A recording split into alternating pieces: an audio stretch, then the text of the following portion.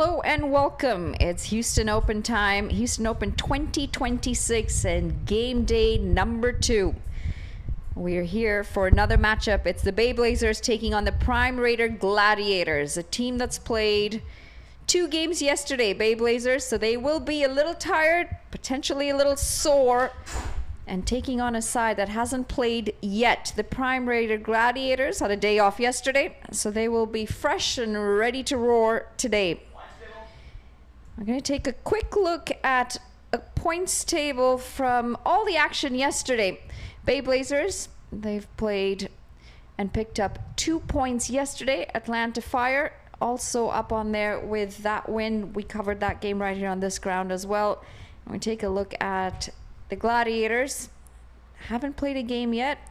The only ones to not have played a game yet, so they'll be ready to get into the action.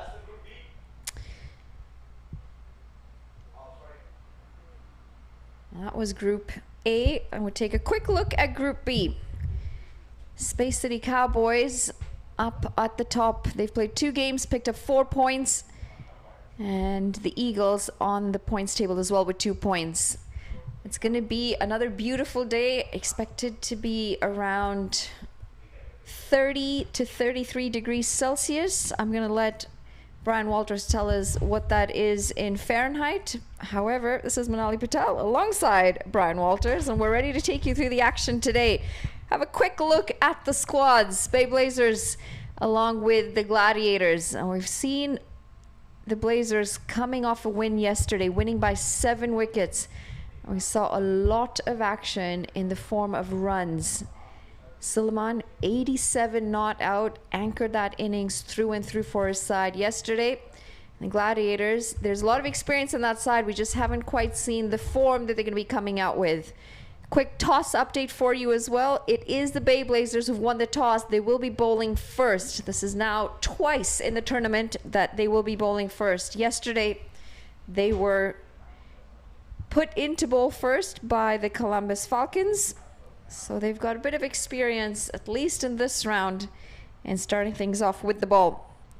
Morning, Brian. All set for action, day number 2. We talked about fast bowlers yesterday for a number of reasons and a number of times.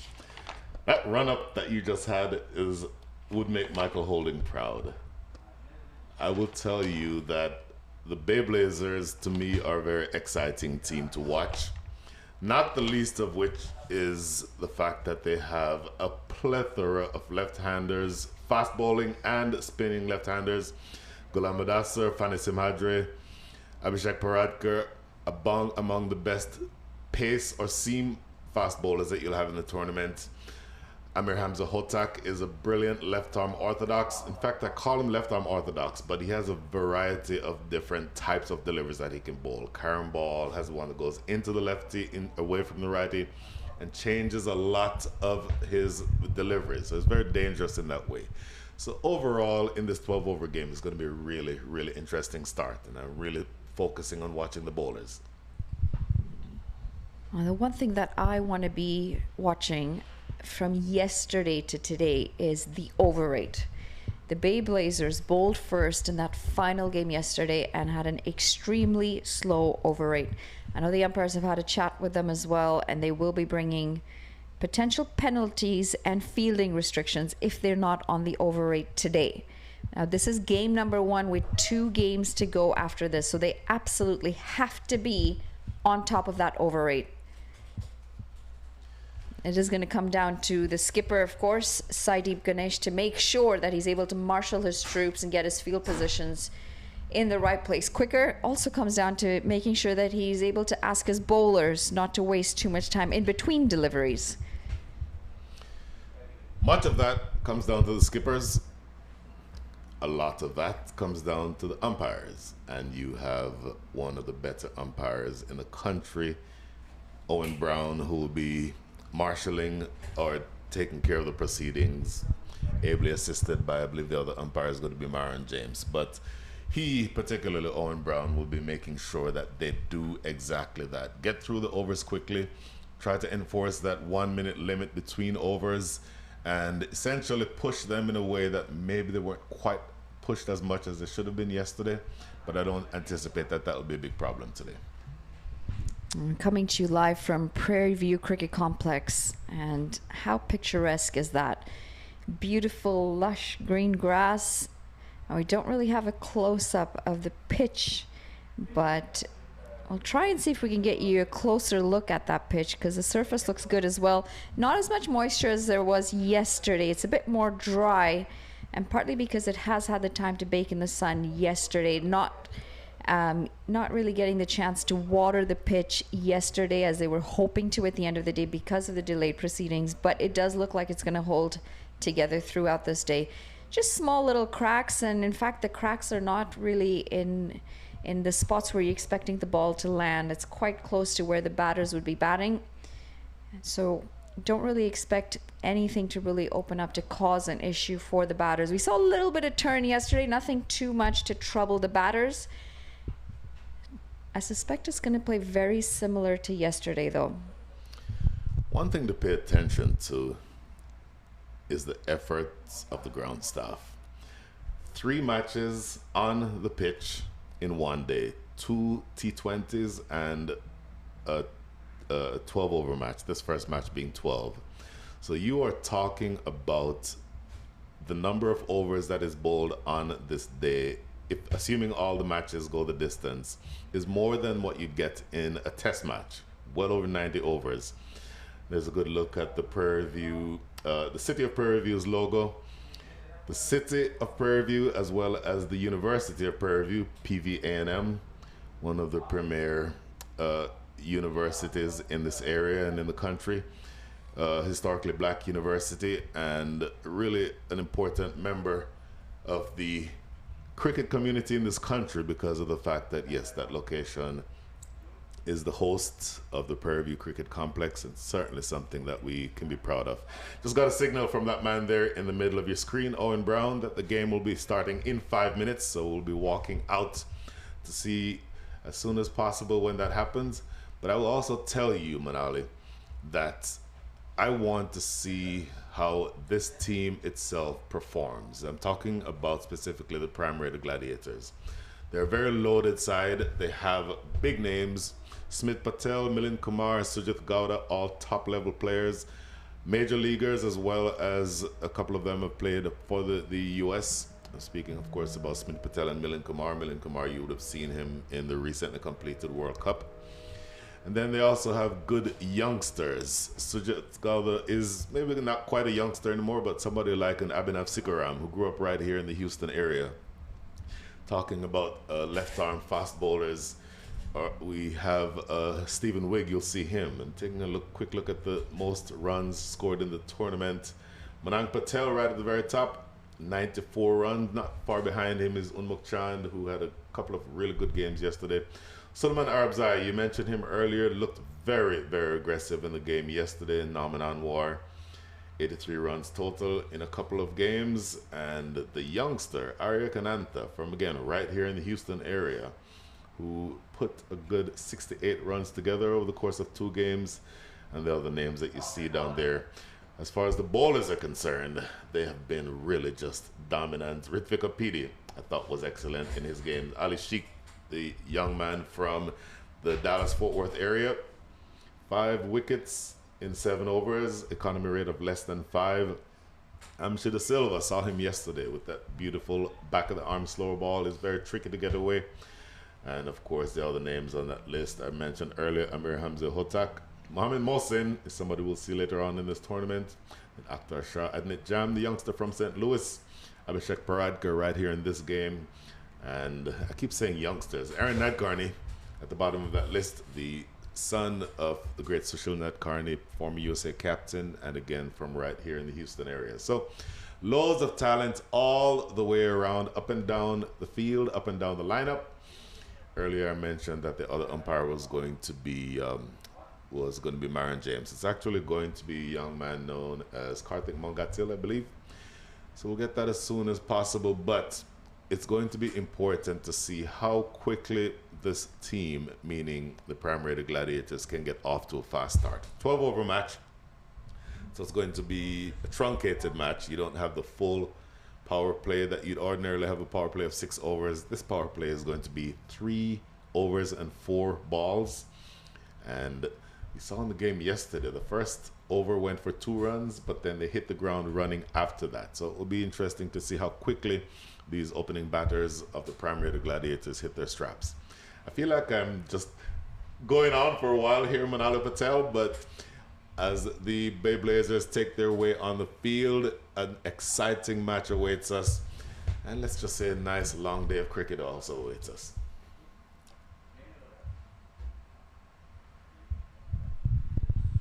Got a delayed start as well. It is a shortened game, as you mentioned, 12 over game with a 3.4 over power play. Scheduled to start at 9 a.m. It is 9:08. We're not going to have any reduced overs for that. And this is because of the rain that we had on day 1 and the games that were washed out on that day. Sujit Gora is going to get things started off out in the middle. A lot of experience. And the impressive thing between both of these batters is not just the experience, but the way that they go ahead and approach this shorter format of the game. Smith Patel played a lot of his cricket in India. Another very experienced campaigner out in the middle. Plenty of runs off that bat. Wicketkeeper bat. He's been trying to knock on that USA side for a while as well. That man in the middle of your screen is who I talked about earlier, Amir Hamza Hotak. You will see a lot of variety from him. The one that goes into the right-handers, the one that goes away from the right-handers. He can be very, very difficult to get away. Economy rate of just over 6, bowling inside the power play. So that tells you the control that he has as a spinner and how difficult he can be to get away. Really funny. Their team manager came up to me when we got here and he said, listen, just know that our shirts were too tight, so we're not wearing all of our shirts that as they're supposed to be worn. And I said, all good, all good. We will figure a way to work around it.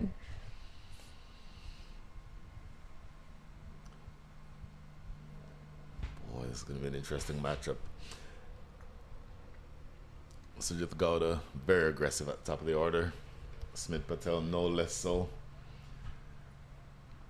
Relatively equidistant all the way around, about 62 yards down the ground in either direction. Slightly longer boundary to the west than the east. And so mishits will be caught, clean strikes will clear the ropes, and you'll be looking for a lot of clean stripes here, as it will be Sujit Gowda to take first strike.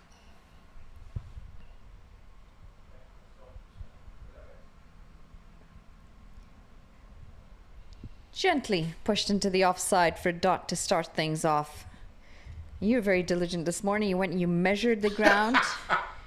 I don't know how accurate it is because it was your feet that you were using to measure. Some sort of science behind it though. Oh, that's popped up. Popped up, and that's going to be the first one. This is a very soft dismissal. And Sujit Gowda is going to have to walk back. What an excellent start this is with the ball for the Blazers. Amir Hamza Hotak, very difficult to get away, as I mentioned. And Sujit Gowda going out to the back foot, looking to force that one on the leg side, but just gets the simplest of leading edges. And you'll never get an easier catch than that in the cover. It's a pretty straightforward catch. Taken in that area, I'll tell you that Sujit Gowda looked very quizzically at the wicket as he was walking off. Don't know that the wicket had a whole lot to do with it. Maybe just getting through that shot a little bit too early and just popping up a simple catch into the covers. I would like to take another look at that replay. I feel like there might have been a little bit of extra bounce on that delivery. That might have just surprised him. Well, let's take a look. Backing away, opening himself up as though he was playing on the leg side, looking maybe caught in two minds. Young man Abhinav Sikaram from right here in Houston is coming in as the number 3 batter. This is an interesting matchup also because we're talking about a left-handed batter facing a left-handed bowler. So ordinarily that's an advantage to the batter because the ball would normally be turning into him. But all the tricks that Amir Hamza Hotak has, as you see this replay again, yeah, just opening himself up and playing a bit of a, maybe not quite a nothing shot, but certainly a shot that he'd wanted to have gotten more purchase out of. Immediately off the mark here is Abhinav Sikaram, but just one run on the board and already one wicket down. So advantage this far to the Bay Blazers. Yeah, and if there's anything that we've seen from yesterday, the way the Bay Blazers batted in that second innings, you're going to need a good total on the cards for them to be able to, and by them I say for the Gladiators to be able to come out and defend in the second innings. We saw an excellent innings by Silman all around the park. It's the same wicket again, so he's got some comfort on this pitch. He's got some comfort on this ground. There's the reverse. Very early on. Doesn't quite get the placement right, Smith Patel. Very early on indeed. Over under on the number of reverse sweeps we saw yesterday. 40. I do like that they've started with pace off. And he has been troubling the batters out in the middle. He's bowling in the right areas. He's also rushing the batters. Not too much turn yet. What a brilliant first over that one is by Amir Hamza Hotak. One wicket and only one run conceded. Just brilliant stuff. That's exactly what you want to see from your opening spinner. One over in the books. 1 for 1.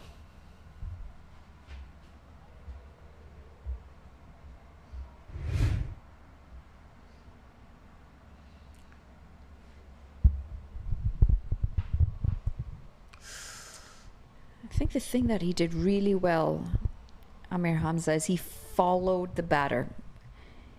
That angle into the right-hander, cramping him for room. And then Sujit Gauda just got in an awful position. No real control whatsoever on that shot.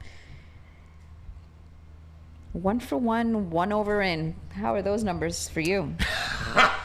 It warms my heart. Absolutely warms my heart. 1-1-1. Isn't that Nelson?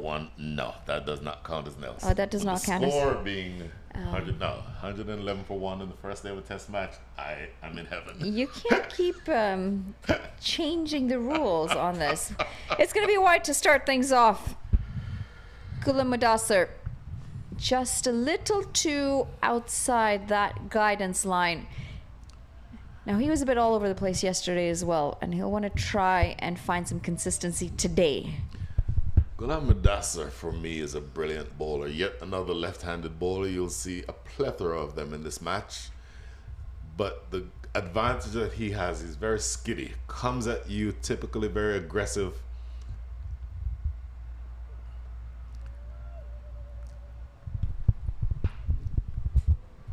And what I also like about him, he has enough pace, but he does have the variety, and you want to have that variety as an opening bowler. The typical stock delivery to him or by him swings into the right-handed batting Smith Patel away from Abhinav Sikaram, the lefty. So I think you'll see some evidence that that's the type of aggression. He'll come at the bowlers, typically at the batters rather, typically invites them to play on the front foot, but he does have a good enough short ball that can keep them honest as well. All that is great if it comes out according to plan and consistently. And unfortunately, yesterday, he just wasn't consistent enough. Short, wide, gets away with it. What do you reckon is going to be a good score at the end of this 12-over innings? Oh, jeez. I didn't ask you your win predictor today. We're 8 deliveries into I mean, based on squads. Into the match, Manali Patel. Based on the squads, who are you thinking? Based on the squads, I would certainly say that it's going to be a really interesting game, and I look forward to see who wins. That's the commentator's equivalent of letting one go through to the keeper. So, I mean, I'm looking at the squads right now, and there's a lot of batting in this Gladiator squad. But we've seen some incredible batting yesterday from the Blazers. I'm going to say... I'm going to go Gladiators. What it feels like to me is the irresistible force against the immovable object. The irresistible force being the bowling prowess of the Bay Blazers. All the left-handed prime bowlers that they have versus a really strong batting lineup with the primary the Gladiators. The top order is among the best in this tournament. It's really hard to make a call, and particularly you have a truncated match, so that makes it even more difficult to make a call. But come on, be brave. Make a call. My call. It's going to be another wide. I'm going to go Bay Blazers. All right, and the loser has got to buy lunch, yeah? Losers is such a strong word, Manada Patel. Well, that is what you would be if you don't win, isn't it?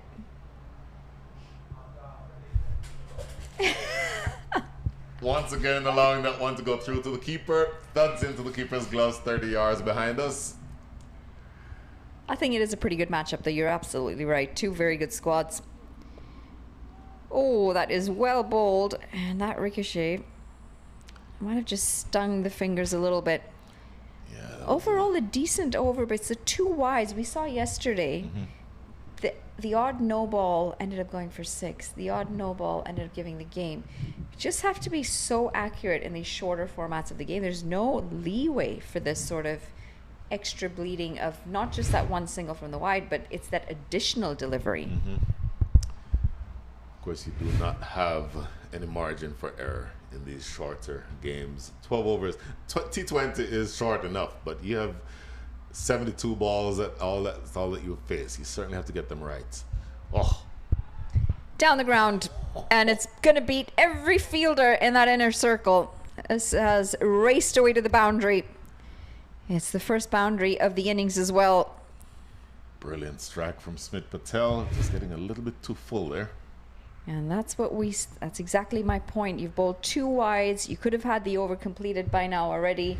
And there's that additional delivery going for a boundary with one more to come.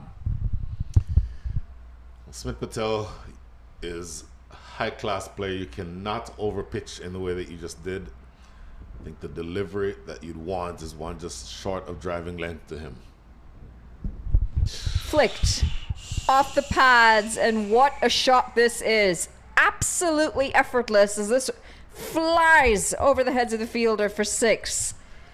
Well, the 2 extra balls went for 4 and 6. And that's a lesson, kids. Do not bowl any wides. If you bowl wides, you get punished. The line here is too straight. Coach Manala Patel is taking credit for this one. But I'll tell you this. From over the wicket, left-hander, you want that ball to be well outside the line of off stump. That was heading toward his pads from over the wicket, not threatening the stumps in any way, and he absolutely cashes in on that, Smith Patel. Can't bowl that line, and he gets punished. 15 runs come from that over, 16 for 1. And what would have been a very good over is now a very expensive over. 16 for 1. And they're starting to recover from the loss of early wicket off, or I should say of Sujit Gowda. An over that would have only cost him 3, cost him 15. 2 wides, a 4 and a 6.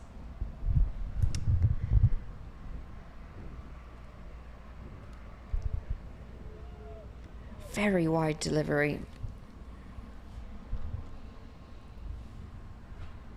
And this is why, again, I'm going to say accuracy and consistency is important. You can have all the variations, but if you can't consistently execute, then you will bleed runs.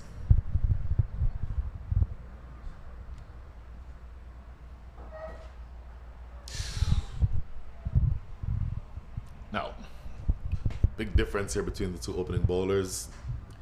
8 deliveries bowled by Amir Hamza Hotak, and he's only yet conceded 1 run. 8 deliveries, 6 legal, bowled by Ghulam Mudassar, and he's conceded 15. So the consistency and the pace off, I think, is something that also could be pointed out, because that makes a big difference as well. Slight misfield. It's not going to cost them any runs, though. See, we always talk about partnerships in batting, but you've also got partnerships in bowling. So Amir Hamza is doing a really good job keeping the pressure on. He's picked up a wicket. He's building dot ball pressure. And then you've got all that pressure released on the other end. And you can't have that. You've got to try and work in tandem. You've got to try and keep that pressure on over to over. Because now what you've done with an expensive 15 run over the over before is you've allowed the batters to take their time and just see this one off. You know, we had a plethora of fast bowlers in the West Indies in the 70s, and it was always said that our great fast bowlers hunt in pairs. And you have somebody coming at you from one end who is consistent and hard to get away. That, you're exactly right. That pressure can be given away. And speaking of pressure being given away, that is a huge strike by Abhinav Sikaram, goes for the second 6 of the day. So that one maybe just a little bit too straight from Amir Hamza Hotak, and Abhinav Sikaram taking full toll. Rare missed delivery. He's been so consistent. Just a little too full. And allows for the batter to be able to get under it very comfortably.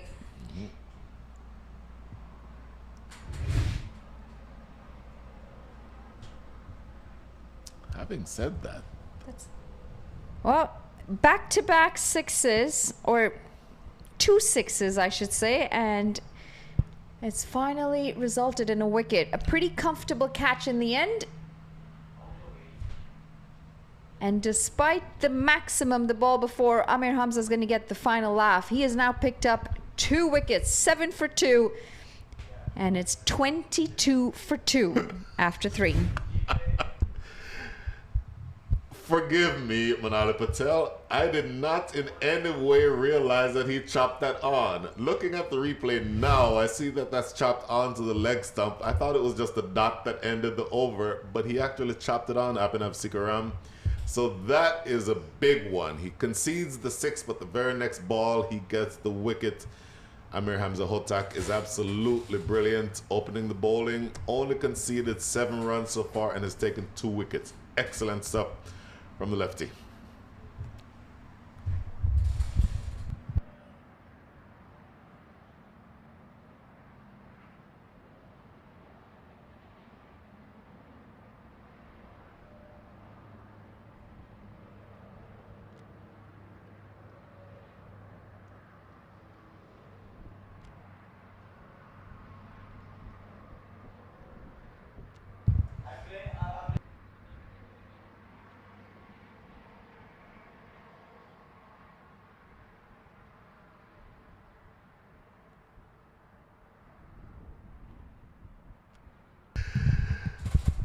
Well, Manali Patel, that was interesting. Amir Hamza Hotak has bowled brilliantly, conceded 1-6, but the very next ball he gets Abhinav Sikaram 22 for 2. Remember, it was 11 for 1 after 1, was it? Not after 2, but it was 11 for 1 at 1. 1 for 1. 1 for 1 after 1. Now 22 for 2 is the score after 3. The new batter in is Milind Kumar. Smith Patel, Milind Kumar, both high-level players. You cannot get 2 bigger players in the middle than that.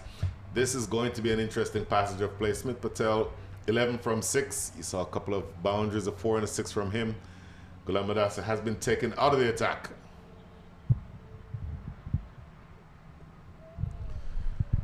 And I wouldn't quite say that's the worst of moves. Like 15 runs off and over can be very expensive. And in a shortened game, you want to try and limit it as much as you can. This is the wicket. Completely chopped on, deep in his crease as well. And what a comeback. You've just been smashed for 6. You come back, you bowl an absolute beauty. And you get your man. certainly got his man, and he would take giving up a 6 every time if the next ball is going to be wicket. Excellent exchange in that situation. Good change-up as well. A bit of an extra bounce on this one. Puts us back into this delivery. So your bowler is Yusuf Zazai. Yusuf Zazai, right armer, so the first right arm bowler that we've seen in the match so far. And by the way, 2 more deliveries remaining inside the power play. Again, the power play is 3 overs and 4 balls. They've just dropped long on to the boundary and brought deep point back in. The 2 fielders outside for the power play. Oh dear. Nearly had another chopped on delivery. He defended it. The ball rolled onto the stumps, made contact with the stumps, but the bails were not dislodged. You don't see that happen very often. Boy, he might consider himself lucky there, Smith Patel. Look at this replay. Defending, and it rolls back and hits the base of middle and off, but the bails do not get dislodged. He should go buy a lotto ticket tonight, Smith Patel, because that does not happen very often. Are they glued on? Oh my goodness. They didn't even move. They did not even move. Wow.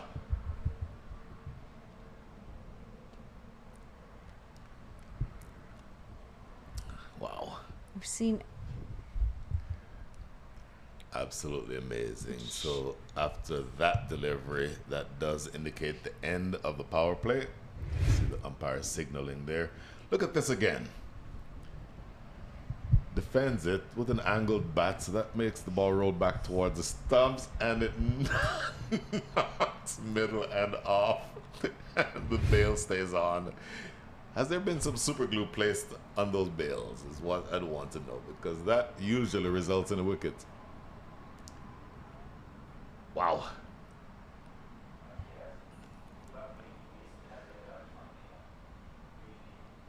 Now watch this young man, Milind Kumar. You saw him star for the U.S. in the recently completed World Cup. Tons and tons of runs over a long first-class career in India, and now playing for the U.S. One of the better batters that you'll see anywhere in the country. Oh, there's a bit of extra bounce on that one. That's really taken off, hasn't it, off the surface? It's taken off, but I think that landed closer to Yusuf Zazai than to Milind Kumar.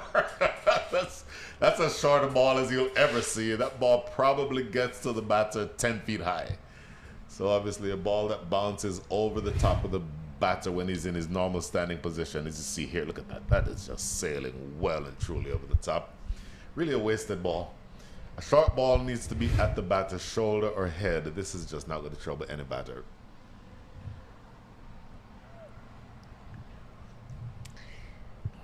Oh, comedy of errors. This is why we don't kick the ball in cricket. Yeah, wrong sport there. I must say that this is a very good bowling start. They are causing problems. The Blazers, they're bowling in the right areas. They're not afraid to put the short one in as well. And they're bowling in tight areas, just making it very difficult for the batters to be able to commit to any of the shots. And despite the 3.4 over power play being done, it's not been a very expensive one for them. And of course, when you pick up 2 big wickets, that you would think is going to give you a lot of confidence for the rest of this game, for the rest of this innings. Well, the majority of the damage was done in that second over. The one bowled by Ghulam Mudassar.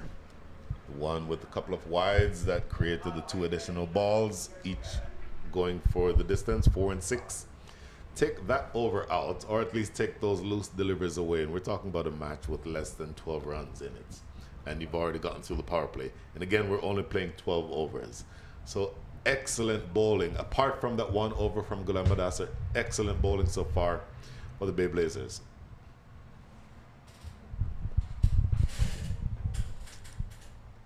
It will be a single to end the over. Another decent over comes to an end. 4 overs gone, 25 for 2.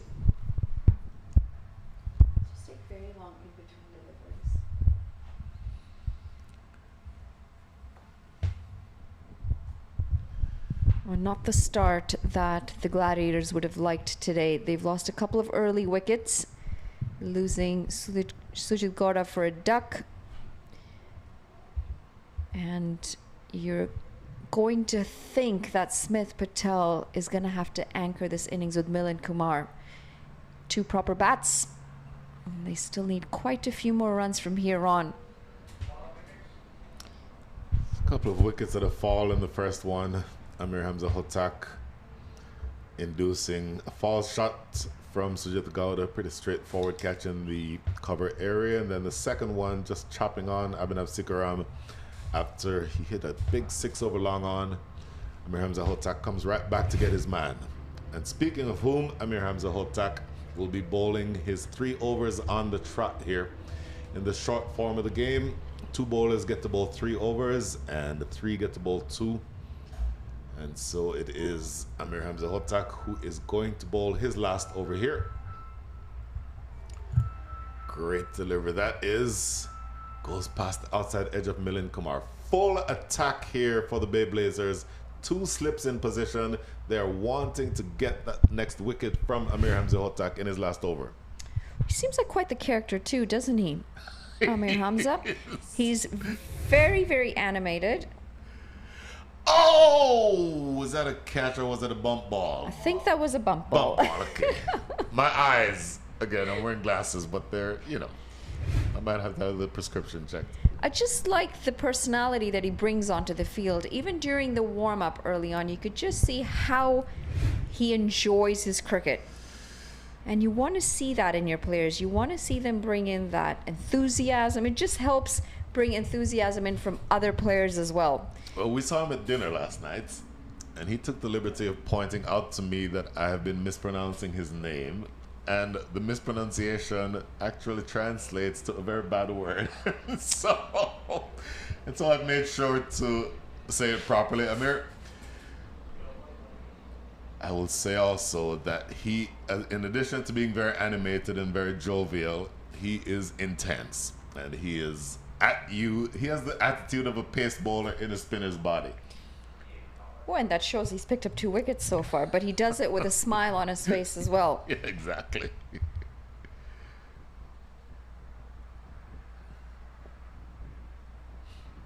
He's bowled a very tight line. He's always keeping those stumps in contention. Can you imagine 1 ball remaining in his spell in a 12-over match?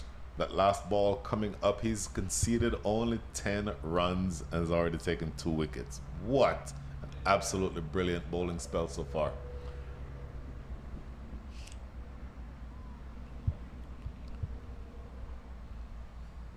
There's the reverse, and this is really well played. It's going to be a 1 bounce 4. Smith Patel latching on to the last delivery of Amir Hamza's spell. 5 overs gone. It's 32 for 2. The reverse indeed, and nobody out there at deep third. So you'll accept that all day if you're Smith Patel, but take nothing away from Amir Hamza Hotak, who has bowled an absolutely brilliant spell. He might be a little frustrated with the fact that he just conceded a boundary off that last ball, but my goodness, look at the replay again.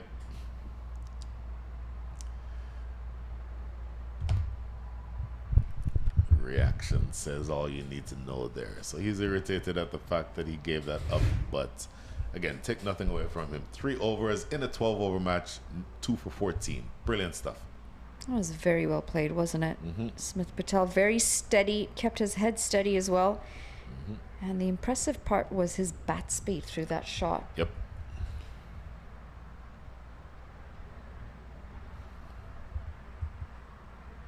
He's now played the reverse twice.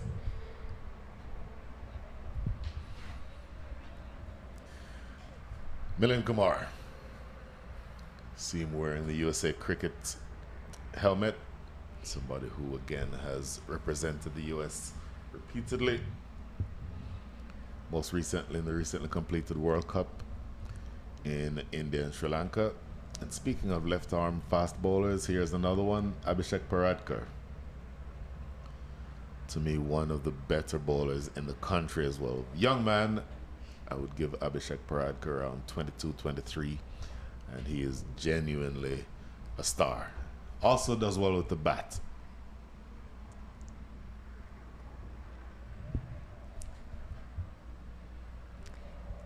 What does your pathway look like? If you're a junior growing up in the US, what is your pathway to getting to maybe your state team? I don't know if you have state teams or not, or your what does that pathway look like here? The pathway, and this is a very long philosophical discussion if you want to have it, I'm not opposed to having it, is very disjointed. As of right now, it means that you'd have to be in an area that allows for you to be recognized. Cut away into the deep, that's just going to be a single. And when I say recognized, it means that it is to your advantage if you live near to or are in close proximity to a major program such as a club or an academy. That certainly is to your advantage. It's to your advantage, and it also highlights one of our biggest weaknesses, because if you are a really good cricketer and you live in Kansas, essentially that you don't have anything around you that will allow you to take advantage of your ability. It's very disjointed. It's very undefined. Individual resources that you or your family has a big part to play in whether or not you get to be one of those top players. Again, it's a philosophical discussion. We certainly are not going to solve it today, but I would like to see more of a clearly defined pathway. And we've lost several young cricketers to the fact that that pathway does not exist. But and there I'm are also speaking personally because my own son was one of those players. But that being said, there are also a lot of good things happening as well. I mean, your under 19 men's team has now gone to back-to-back World Cups. Your women's team, your under 19 women's team has gone to a World Cup. Your under 19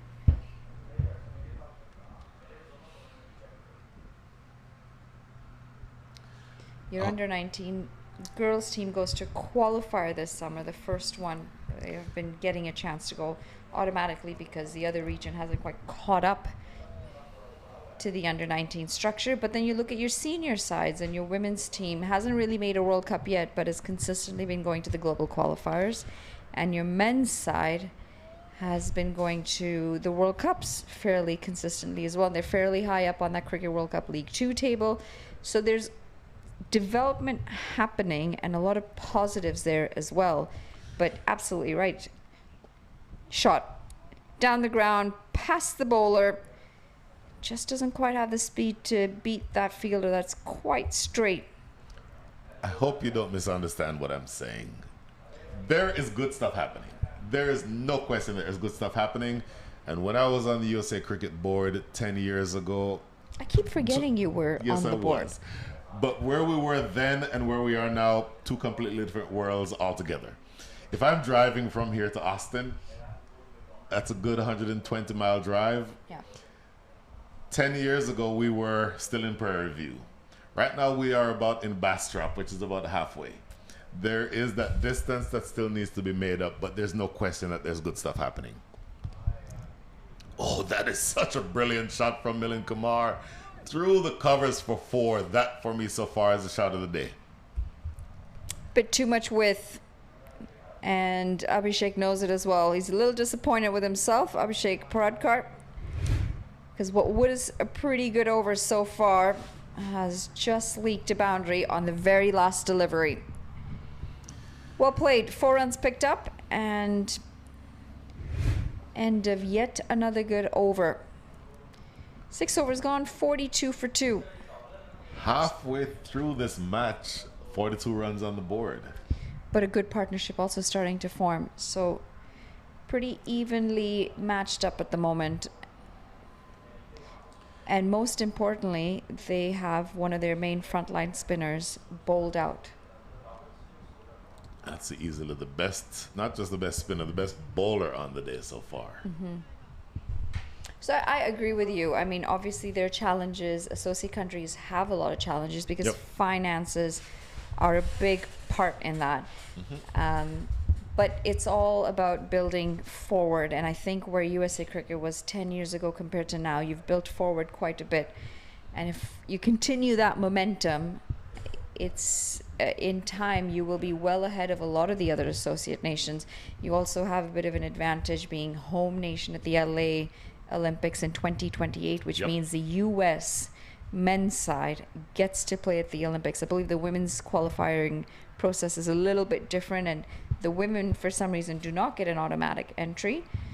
But that's massive to be able to play at an Olympics. Wearing the red, white, and blue in LA, that is going to be absolutely brilliant. The hope would be that it gives us some momentum as we go to yet another fast bowling left-hander, Faisal Ahmadzai, sorry. The hope would be that we use it as a springboard to development in the way that soccer did in 1994. So my hope, and I agree with you, the grassroots development is very important, but my hope from the Olympics exposure Yep. is to try and get Americans into the sport. They've now got the chance to see a team in American colors Yep. in a sport that they're barely exposed to. But this is the Olympics we're talking, and we know Americans like their sports. If we can get Americans to get behind cricket, you've got so much potential here.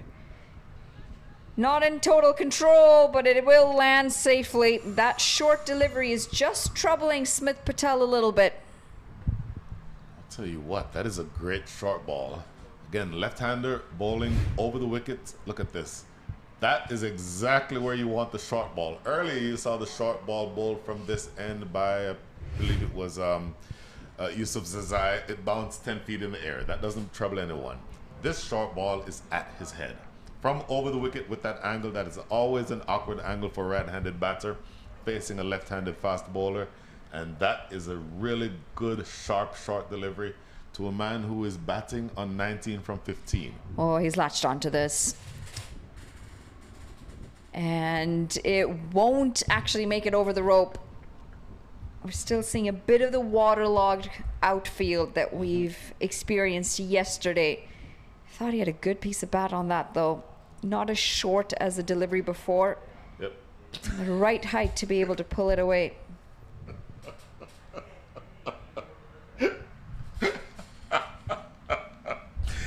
Good morning, Mr. Ryan in Davis, California. It is good to hear from you. The less said about your specific message, the better, as that goes away for 4.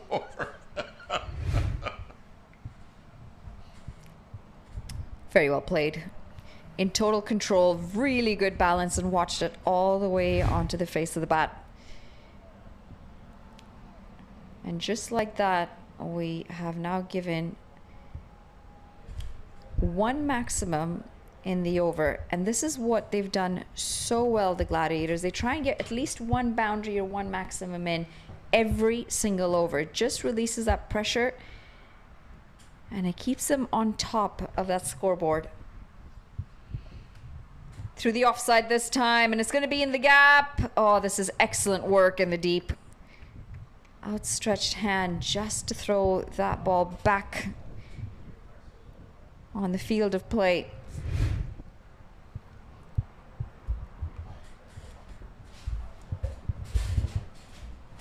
Would have liked to see that go over the rope.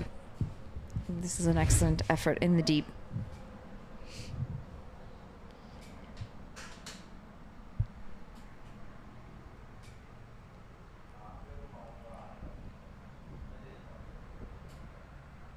Lack of pace on that delivery. And it will be a single to end the 7th. 54 for 2 after 7. Ticking along here. Just 8 runs and over, but setting a really good base in this partnership. Milind Kumar, Smith Patel. He's done really well to cover all the ground that he did there.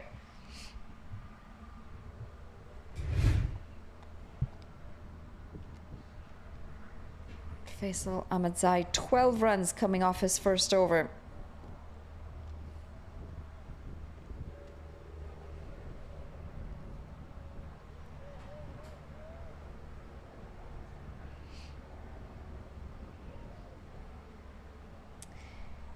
The Bay Blazers, they need to try and find a wicket somewhere soon because these two batters are starting to look very settled out in the middle.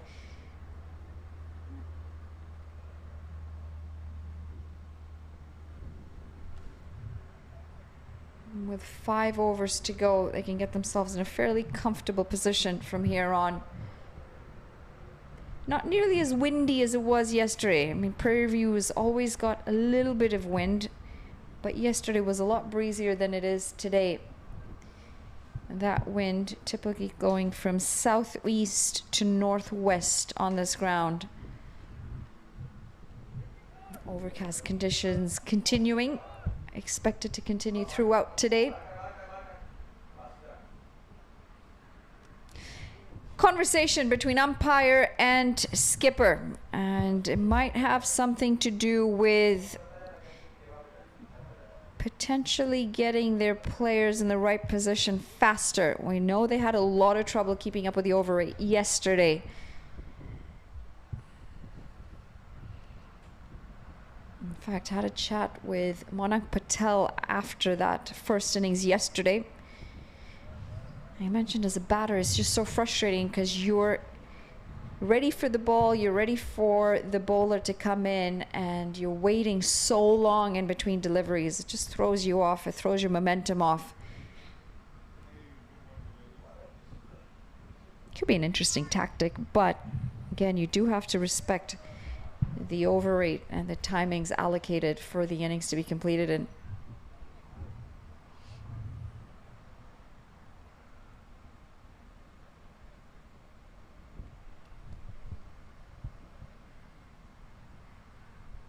Again, massive slowdown between deliveries. We're changing field placements every single delivery.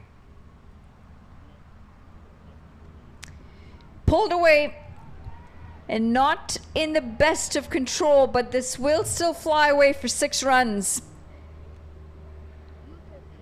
Smith Patel in there just gesturing that you did have to reach for it. He does manage to get enough bat for it to find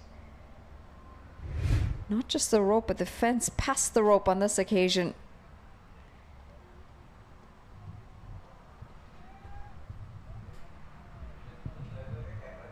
Done very well to get bat on that.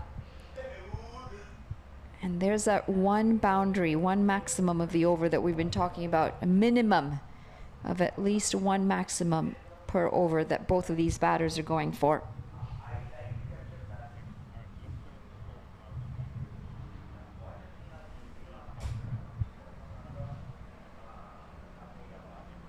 That's going to be a wide. Just rolling his fingers over that as well.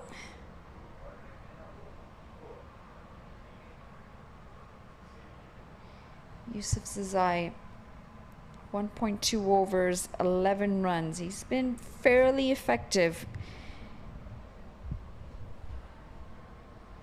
Just the 2 wickets so far. Amir Hamza picking up both of them.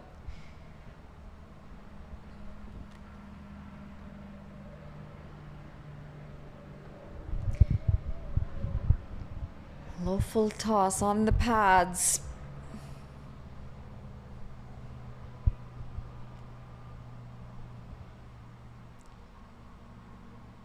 Blazers have just allowed for these 2 batters to settle down and get a decent partnership going.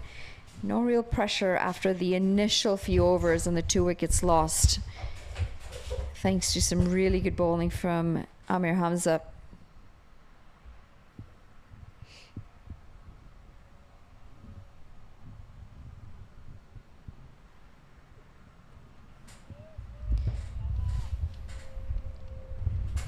Down the ground, Milind Kumar. He'll pick up a single. Good morning, Manali. again. Sometimes real life interrupts our cricket's sojourns. My apologies for having gone silent for the last several minutes. I don't think anyone was complaining. I mean, I could leave again if you'd like. Well, look at that pink shirt. I've gotten so many nice comments about the pink shirt. You got pink.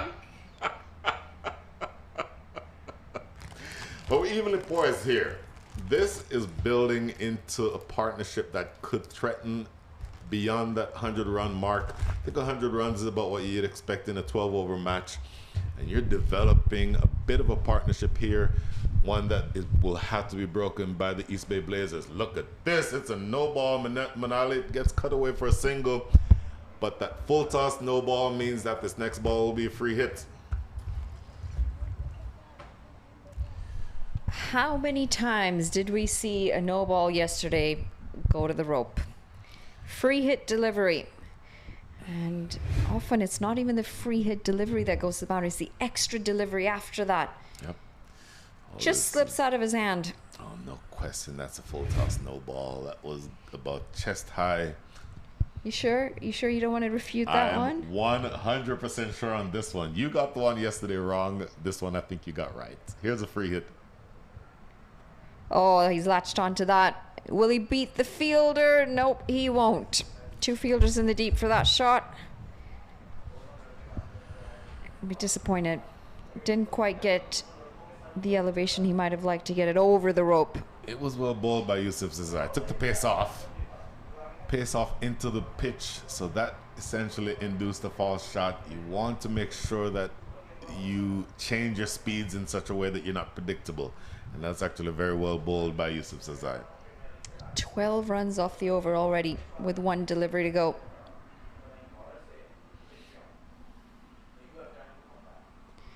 Rolling his fingers again across the ball and a single to end the over. Oh, looking for the overthrows. 13 runs off the over. 8 overs gone at 68 for 2.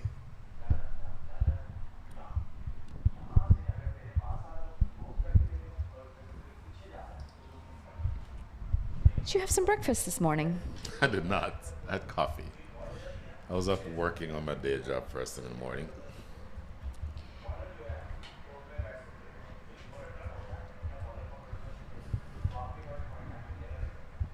I actually slept very well yesterday.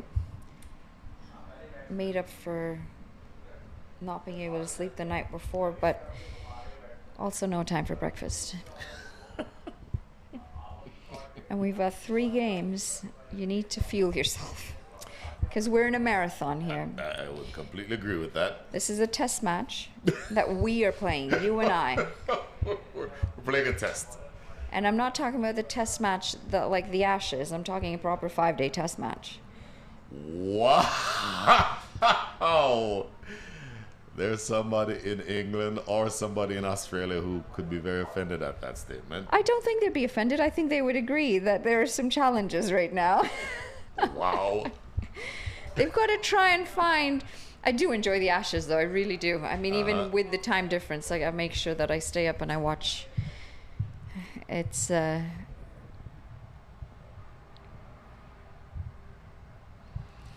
trying the reverse again. Some of the best cricket you'll watch on TV, isn't it? Or in person if you've got the luxury of being at the ground. Some fantastic cricket gets played. Well, you're preaching to the choir there, because as predominant as T20 cricket is in the world of cricket these days, the purest and best form of the game for me is Test cricket. We Test cricket fans are a dying breed, but I will fully and that's accept what that. I was saying yesterday. You know, I get that most of this cricket following population is in it for the 4s and the 6s now. Yep. But there's something about that contest. Big shout. And the umpire says, not out. Smith Patel shows the edge of his bat. And Milind Kumar, who was halfway down the pitch, says, okay, well, I guess we're not running on this. Let me head back. Tell you what, First of all, I do believe this is an inside edge. Plus, from around the wicket, it's a bit of a difficult ask. On the angle, it may not have gotten any bat on that, but around the wicket on that angle, I think that's missing off stump. But you're exactly right. Milind Kumar was halfway down. This is a closer shout. Umpire Owen Brown taking a much longer look at this one, but also assuming that it's missing. Let's take a look here. Vikash Mohan, 2-2 now. That was definitely outside the line of leg stump. Right. So you're asking the ball to do a lot from around the wicket as a right-handed to right-handed batter. You were a bowler, weren't you? Yes, I was. You would have been appealing for everything too. Absolutely not. And I'll tell you exactly why. After this ball, I'll tell you. Cut away. Look at that shot for 4. Now, brilliant. How often do we see this? Vikash, a little bit frustrated, has had 2 calls turned down. Fires this one in short, wide, smashed away for 4 runs. Oh, it's very wide, very short, absolutely put away. The reason why you don't appeal for everything as a bowler is because it becomes white noise to the umpire after a while. The umpire sees a couple of short or a couple of close calls and you don't appeal, and then the one that you do appeal for, he takes that appeal more seriously. That's always been the case for me as a player and as an umpire. I subscribe to the same philosophy. Single to end another over. 9 overs gone. It's 75 for 2. I hear what you're saying. I was very selective with my appealing too, actually. Sometimes I'd give my own teammates a look. I'm like, really? You're actually going to appeal for that? For that? But as fast bowlers, I mean, you guys technically appeal for everything. Nah. I only appeal when I think it's out. And I think the umpire respects that. And not only does the umpire respect it, he will take your appeal more seriously when you do appeal. I know I'm bowling. Generally, I was left arm over. I'm left arm over. I'm pitching outside the line of leg stump. So can I ask you a question? What's that? Completely separate to what we're actually talking about, and it's more about the message that you showed me earlier. Okay. So I am a woman in cricket. You are a woman in cricket, yes. Who's played the sport, someone who is actively involved in the sport. Yep. Do you ever realize that when you're making references to the umpire or the player, you are very used to saying he to the umpire and not they to the umpire, because it could be a female umpire? When I'm speaking about umpires, I'm talking specifically about umpires who I have been involved with directly. Right. Does that potentially impact you because you've kind of just always assumed that it's... Not in the very least. Okay. I'm not putting you on the spot. I'm just curious. Oh, no. And I'm curious because when I'm running, like when I run coaching courses, this is one of my biggest issues with the coaches that I work with, because they will always reference to the athlete being male, the umpire or the coach being male, and I'm like, well, maybe you might actually have, some females in your academy. Sure. And the other one that's a bit of a pet peeve is, batsmen, for example. No, I mean, we stopped saying that 5 years ago. You would think, and yet the courses that I run, almost every coach is still saying batsman. No, that with the sensitivities around being inclusive, we stopped saying batsman about 5 years ago. Oh. This is glorious. And yet it's just made it over the rope. Smith Patel, 39 off 26. He's anchored this innings. And he continues to find the boundary rope. Well, Smith Patel and Milind Kumar, we figured that they would be key to a target that is going to threaten. This pair has already put on 57 runs unbroken so far for the third wicket.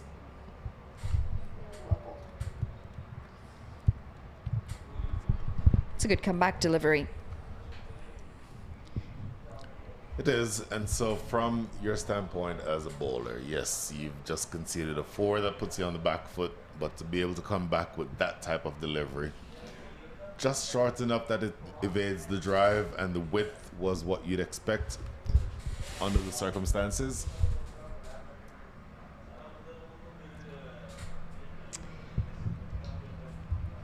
Hacked across the line as they pick up another single. What do you think they might think is going to be par score on this surface? Well, we saw the 12 over match yesterday that went for, I believe the first inning score was 119, 115, something like, no, 105, I think it was. Anyway, I was expecting in this match the first innings to be around 100 to 110. This bowling effort will have it less than that. That's sliced away for 4, so a loose delivery that time, full and wide. It's a full toss, well outside the line of off stump. Milind Kumar helping himself to 4 more runs. This pair is putting together the type of partnership that could eventually threaten somewhere around 115. At this stage, you saw at the 6 over mark, they were at 42. So they've accelerated tremendously toward the back end of this innings, which is exactly what you'd expect from them.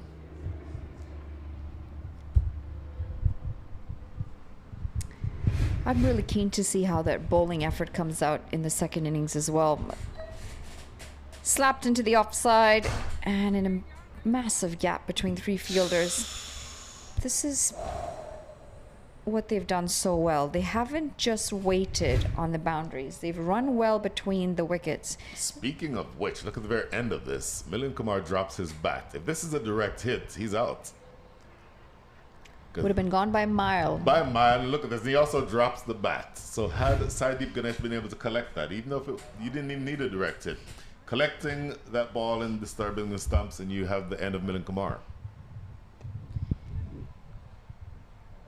In the gap again. And they'll stick to just the single. 10 overs gone, 87 for 2. 2 deliveries. 2 overs to come. And they're going at just under 9 runs and over. Now, we've seen the batting from the Blazers yesterday. They've certainly got some firepower. Really keen to see what the Gladiators can bring from their bowlers. I still believe they're a bit under par in terms of runs, so they're going to have to pick up some wickets here in the second innings to pick up 2 points to their name on that points table as well.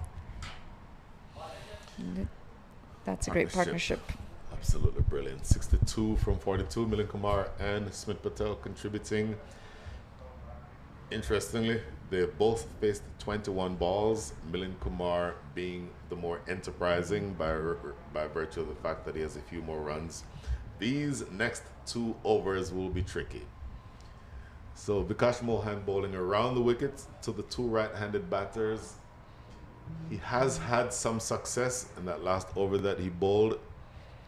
He did well, had a few appeals. Now, he did get frustrated and tossed one a little wide that was cut away for 4, but only gave up 7 runs in that over.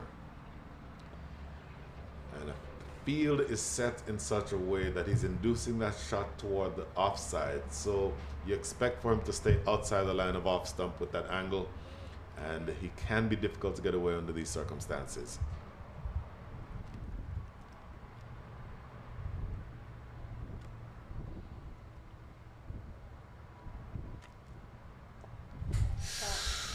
Catching practice for you and me, Manali. Yeah, I'm not catching that. I'm going to sidestep out of it. The question that we asked yesterday: wonder if this glass is shatterproof? Because if it's not, then we could potentially be in trouble. That's the one you kind of look behind you and you signal to the person who's supposed to field behind you. That's yours. He's raced away. I was going to say to 46, but with that boundary, he is going to bring up his half century. Brings it up in style, Smith Patel. 50 off just 30 deliveries. In the last 10 runs, come in 2 deliveries to get him to that milestone. What a phenomenal innings this has been. Opened the batting, lost 2 early wickets, and he has played a very important role with the bat today for his side. And he knows the job's not done yet. through the offside this time and make that 4 more. How well has this been placed? There was a fielder in the deep, and he's placed it to absolute perfection. 15 runs from the over, and the damage is still going. Getting this one maybe just a little too full. I tell you what, that's not far away from going the distance as well. Smith Patel is on the charge. Just a second ago, I said it was Milind Kumar who was leading the charge, but it's continuing to be Smith Patel who goes for yet another big one. 6 more. That is 1 flat 6, isn't it? 6, 4, 4, 6. 21 runs on this. So what was it that I just said? This pair is threatening 100. Well, we're now at 108. They might be threatening 125 if Smith Patel keeps doing this. Well, and this is why I was saying earlier on, they've got to break this partnership. This is a dangerous partnership. Down the ground, he'll pick up a single. Oh, this could be trouble. Slight misfield, and it's going to allow for 2 runs. You cannot afford this sort of fielding. Not when you know you've got 2 set batters out in the middle, and you're over the 100 mark already. 110 for 2 after 11.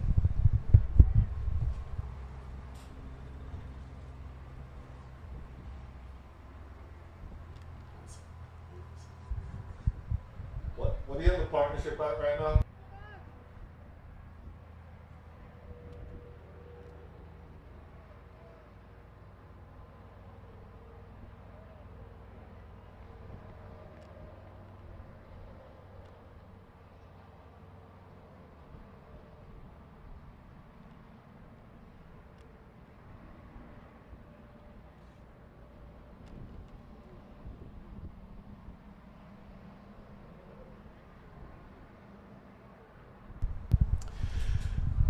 Manali, huge partnership here.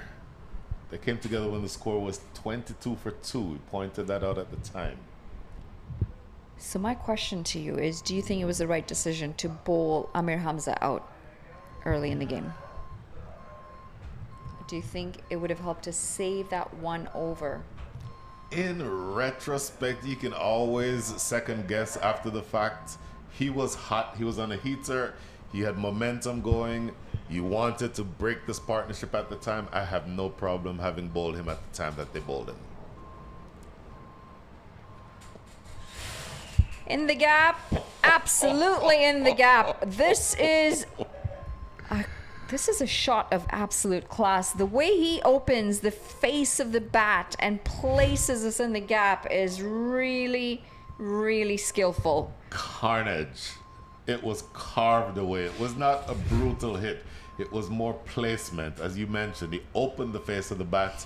There's 2 fielders in the deep. There's a deep third and a deep cover, and expertly placing it between both of them for yet another boundary.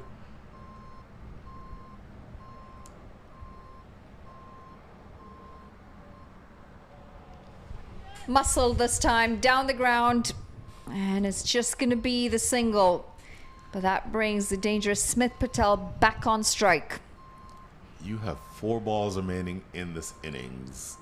115 on the board. 125 would feel like the minimum from here, but 130, you have an outside chance of getting there.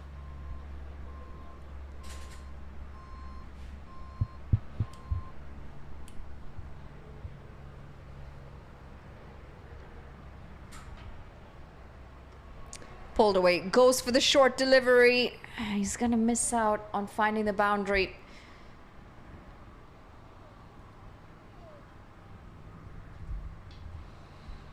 Yusuf Zazai has got to find 3 good deliveries.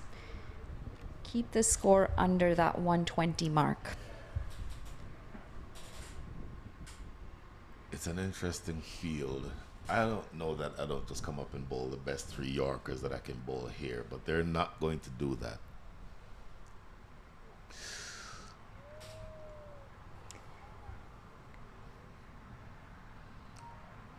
Slow ball into the pitch. That is certainly an option. It's an interesting field, as I started saying, because long off is wide open.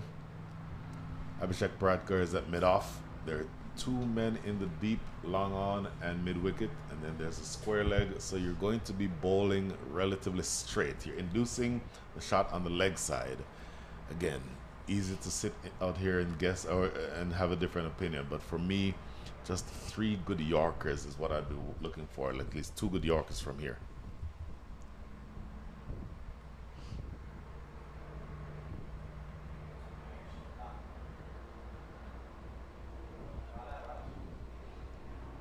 It's turning out to be a decent over. It certainly is. Lack of pace and keeping it as wide as possible from that swinging arc.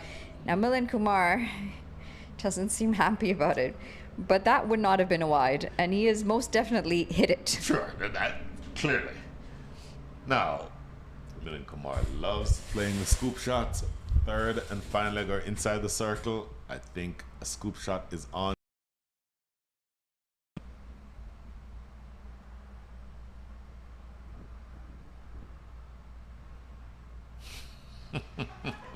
All right, we'll have to wait on that one. Sure. Yusuf Zazai was in 2 minds. Which delivery is this going to be? He's thinking, you're saying it's going to be a scoop shot? It's going to be a scoop. So he's thinking, hang on, I've got to change my bowling plans a little bit here.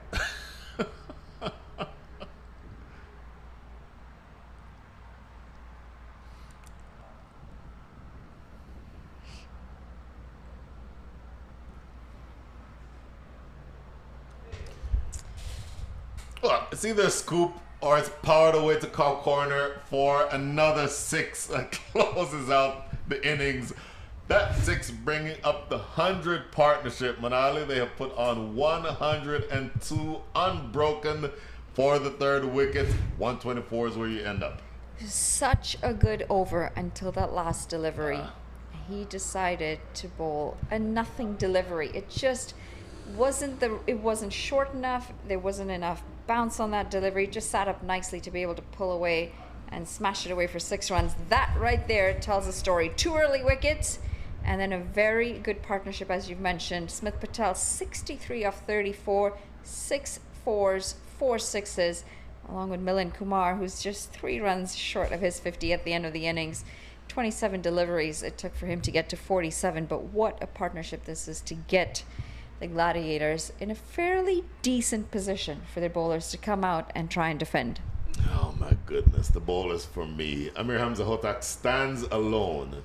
3 overs, 2 for 14, economy rate of 4.67. Every other bowler has an economy rate of 10 or more. So essentially, you are looking at a team that has had 1 dominant bowler and several other ordinary bowlers. And because of that, you are looking upwards at 124. I thought that the bowlers would have come to the party other than just Amir Hamza Hotak, but clearly that's not been the case. And now we are going to have a very short break to see whether or not the Bay Blazers can get over the mark to 125. Couple of wickets early. Amir Hamza Hotak is the one who took both of those wickets. In fact, he took the only wickets in the match so far. Smith Patel has done well. Saw that big 6 coming right back from Abhinav Sikaram. He got his wicket. And then a lot of reverse sweeps, a lot of power hitting down the ground, a lot of just brilliant scoops like that one, what Milind Kumar almost always does. And they just were very consistent, weren't they? Just getting to the right position, angled off the sweep shots off the bat, everything in really exactly the way that you wanted it. Smith Patel himself getting to his 50. Milind Kumar will be a little bit disappointed that he did not get there, but doesn't matter in the big picture because that last ball put away for 6 over mid-wicket means that they have about the best chance of winning this match. As of right now, you would think they have a nose ahead in this game, the primary Gladiators. So 125 needed from 72. Short break from us here in the commentary area. We'll be back shortly.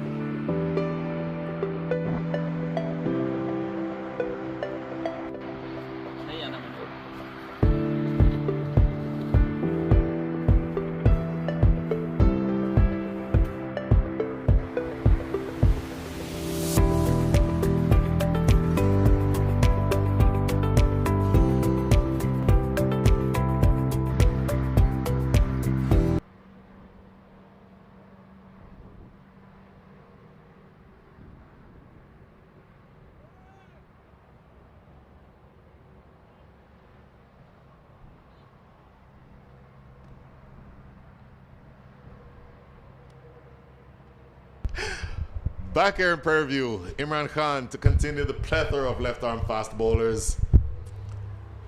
Looking to see whether or not the Bay Blazers can overhaul a target of 125. Manal Patel, good morning again.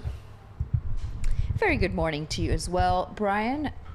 In for the chase, 124 runs needed off 71 deliveries. Wickets is going to be the name of the game if you're the Gladiators, especially because we've seen the firepower that the Blazers side has from yesterday.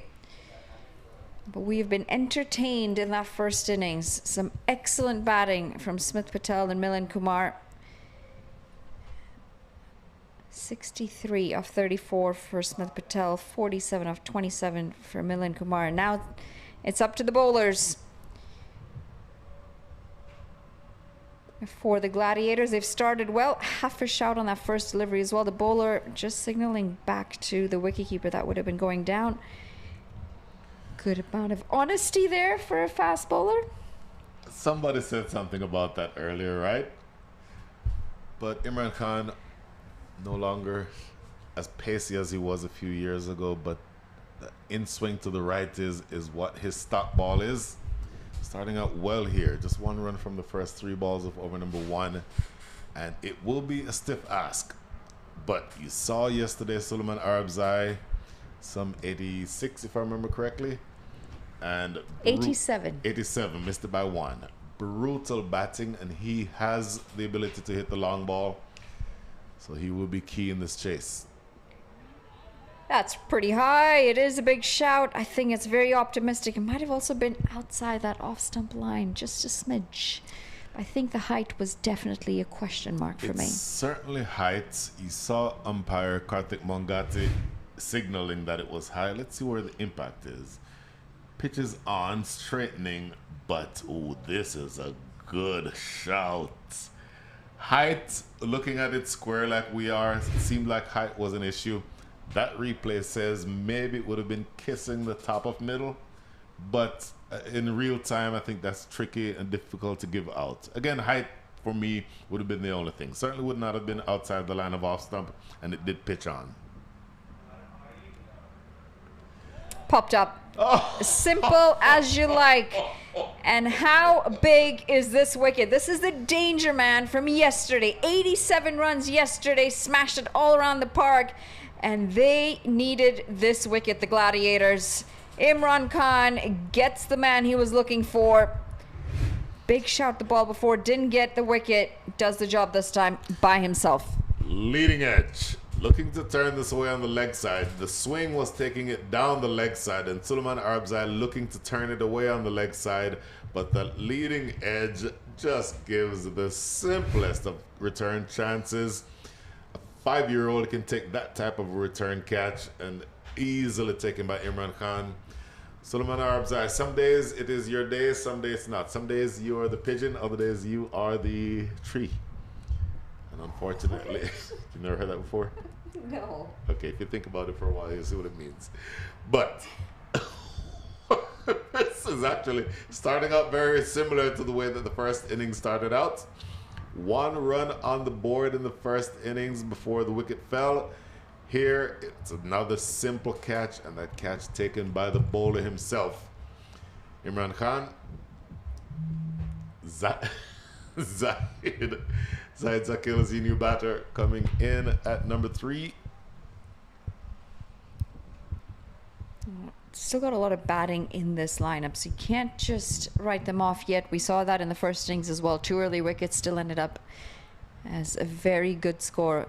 Hasbullah Durrani getting runs yesterday as well. Good partnership between him and Suleiman Arabzai. Now they have to rebuild. Very early days still, with 67 deliveries to come.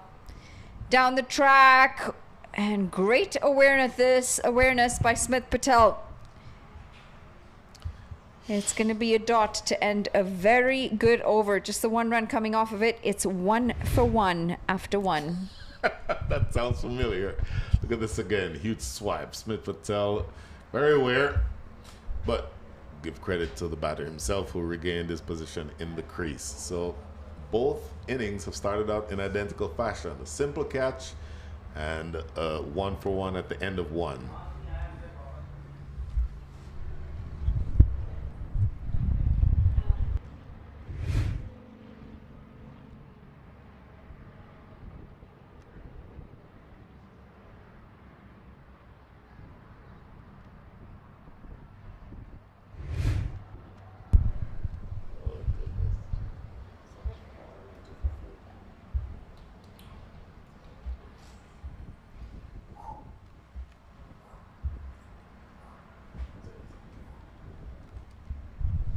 Milind Kumar runs off the bat and now looking to pick up a few wickets to his name as well.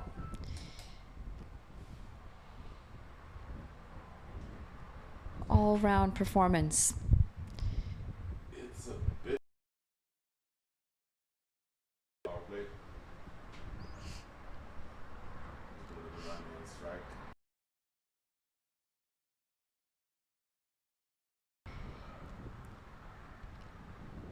Fired in Milind Kumar, and two straight, two full, latched on beautifully by Hasbullah Durrani.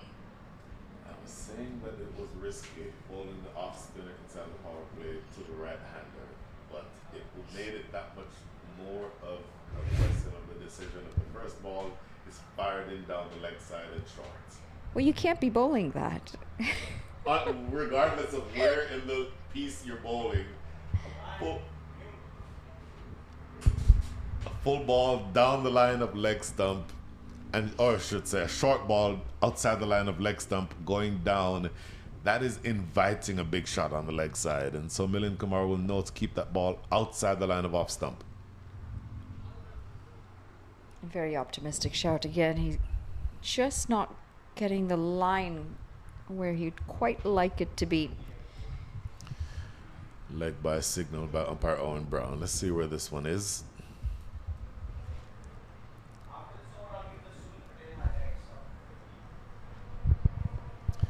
Milind Kumar now going around the wicket to the left-handed hitting Zaid Zakil.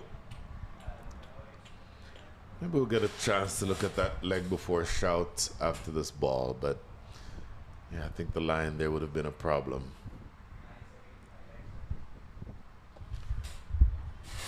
Too short, too wide, and it's going to roll into the boundary. Not a good delivery. It's two poor deliveries in the three that he's bowled so far. And again, tough for an off spinner, as you've mentioned early on, but he is bowling to the left hander at the moment. He's just completely missed his mark. Yeah, this is very short and a bit of a hit me ball from Milind Kumar. That ball really needs to be a little bit fuller and a lot closer in terms of the line. That's a better deliver there. Good comeback ball. But again, I always thought that it was going to be risky to bring the off spinner on inside the power play. Milind Kumar has two more balls to change my mind. High up in the air, two fielders getting under it, and this has been put down. This is not what you want if you're the Gladiators.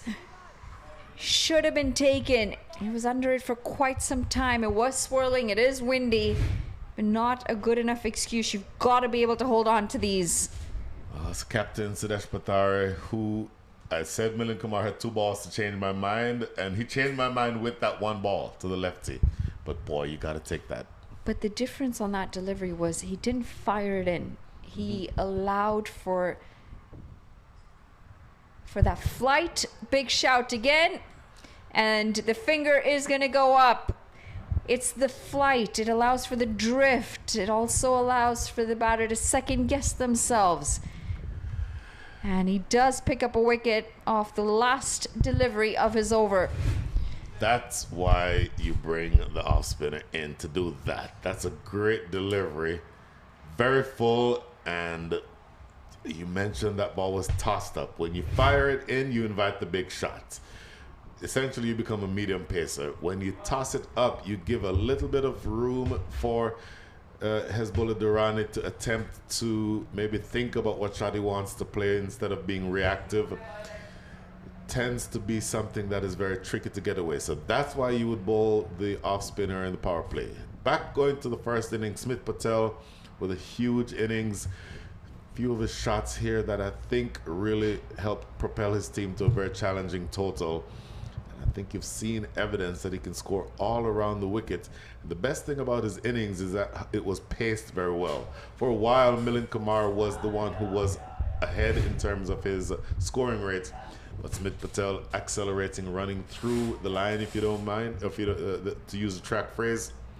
And at the point where you are now, that second wicket has made a very big difference because the two openers are now back in the hutch. And your former countryman, Nitish Kumar, is now at the crease. His team in trouble, 13 for 2.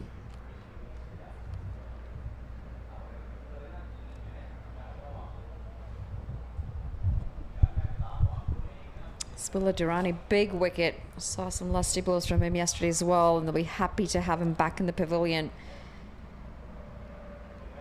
That's one thing that I do find spinners now just don't do enough. They don't want to give it a bit of air. They don't want to slow it down.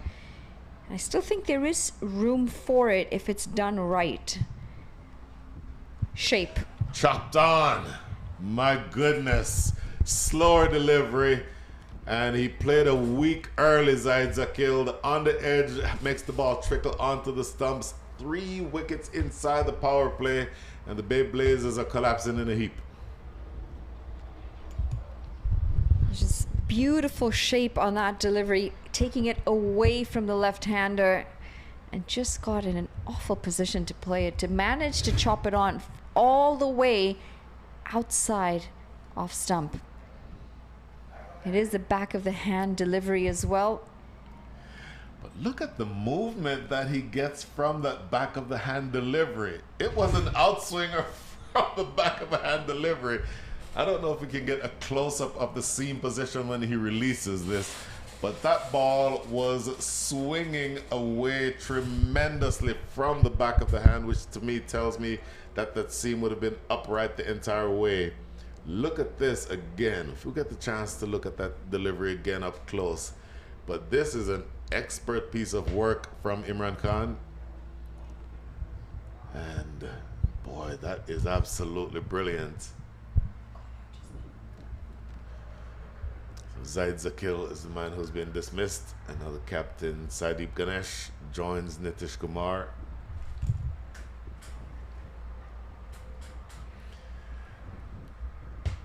Here's Imran Khan Jr. again. Going back in the crease. Long appeal. Umpire Karthik Mangatil thinks this is probably a little high. Signal here. Let's take a look at this replay again. Look at this. In fact, this is the LBW shout. Okay, doing too much going down the leg side. I think this is a good appeal or a good decision. Smith Patel with the ultra appeal from behind the stumps, but I think it's a good decision by umpire Karthik Mangatil. After this replay, we'll have to take another look at that dismissal from Imran Khan, because that was a brilliant piece of bowling. Absolutely brilliant from him. We'll take a look at that after this next delivery. Assuming this one is not a wicket, by the way. 14 for 3, 1-1-1 needed. Listen, let the Canadian play, okay? let's take a look at this, as this is a single. Nitish Kumar comes off the mark. And let's take a look at this. Look at the delivery, just to the back of the hand. And look how that ball swings. It is swinging away. I will tell you that that is a high level of skill to get the ball to swing like that from the back of the hand. That is not easy to do. Oh, spray that. Loose delivery. Full toss, really wide, and easy pickings for Saideep Ganesh. The skipper out in the middle at a very difficult time for his side today. Oh my goodness, yeah. This is a hit me ball. Very wide. Would have been called wide had it not been played. And all Saideep Ganesh had to do is get bat on it. Nobody sweeping on the offside. So easily put away for 4 by the captain.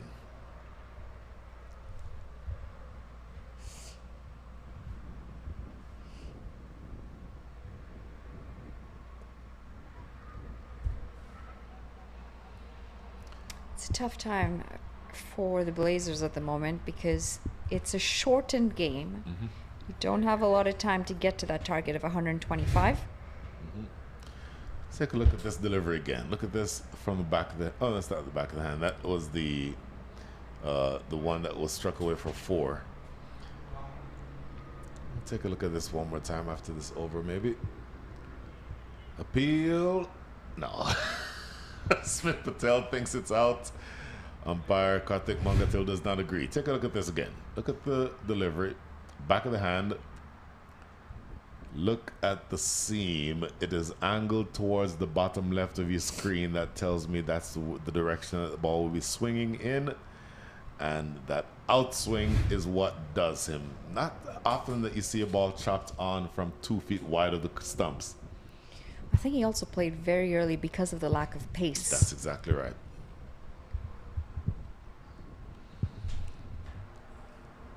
Three overs gone, 19 for 3. Shortened game, 12-over game. Need plenty more from here on. 106 off just 54 deliveries, which means despite losing 3 early wickets, you don't really have the time out in the middle to try and settle things down. And that's the issue when you're batting second. There is that scoreboard pressure that you're dealing with. Mm-hmm. Well, 3 overs in the books. 4th over to be bowled by a long-time servant of USA Cricket, Adil Bhatti.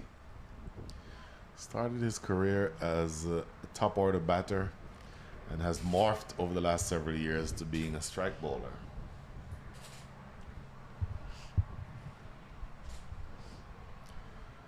Adil Bhatti now bowling to Sadiq Ganesh, the captain, who you would think would be one who is looking. In fact, this is my apologies. Nitish Kumar is on strike. It's going to be an interesting matchup. Slip fielder in position. Interesting that you see that fielder there. Oh. What a big wicket that one is. Your fellow Canadian, Manali Patel, is still having trouble putting runs on the board. A leading edge in the air, taken in the covers. Wicket number 4 is down inside the power play, and the Blazers are collapsing in a heap.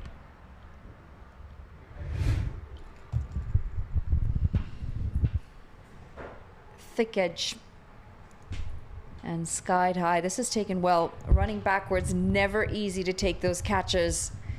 It makes it look very easy in the end. And you said it, they are collapsing in a heap here.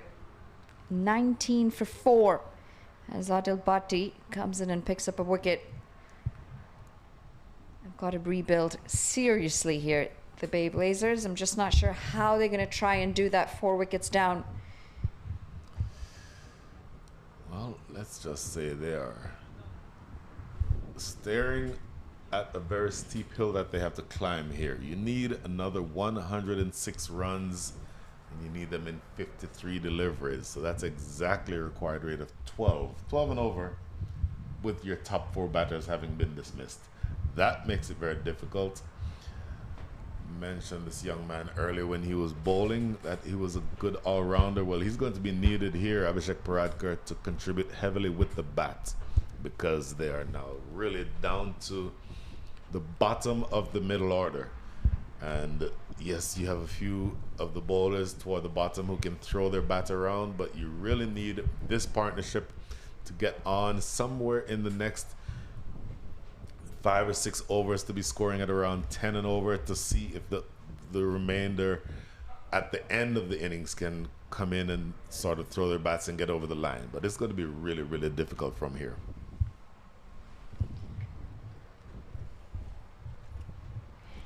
I have been meaning to ask you, why is this facility so windy? Is there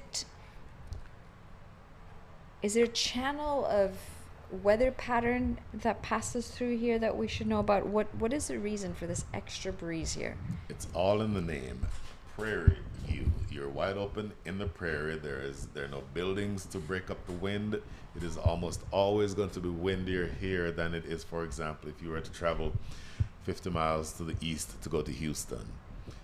In the Houston area, the 4th largest city in the country, you have a lot of buildings. All of that breaks up the gusts of wind. There's nothing in this part of the state that prevents the wind from just blowing across.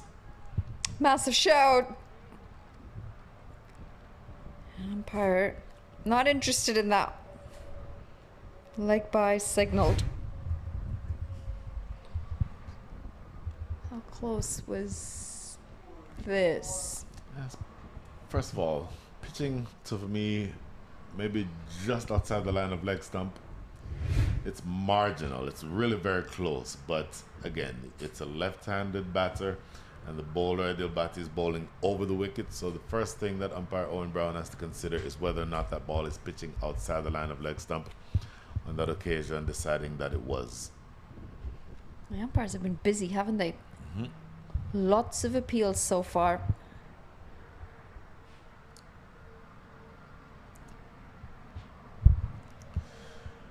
Umpiring is a hard job.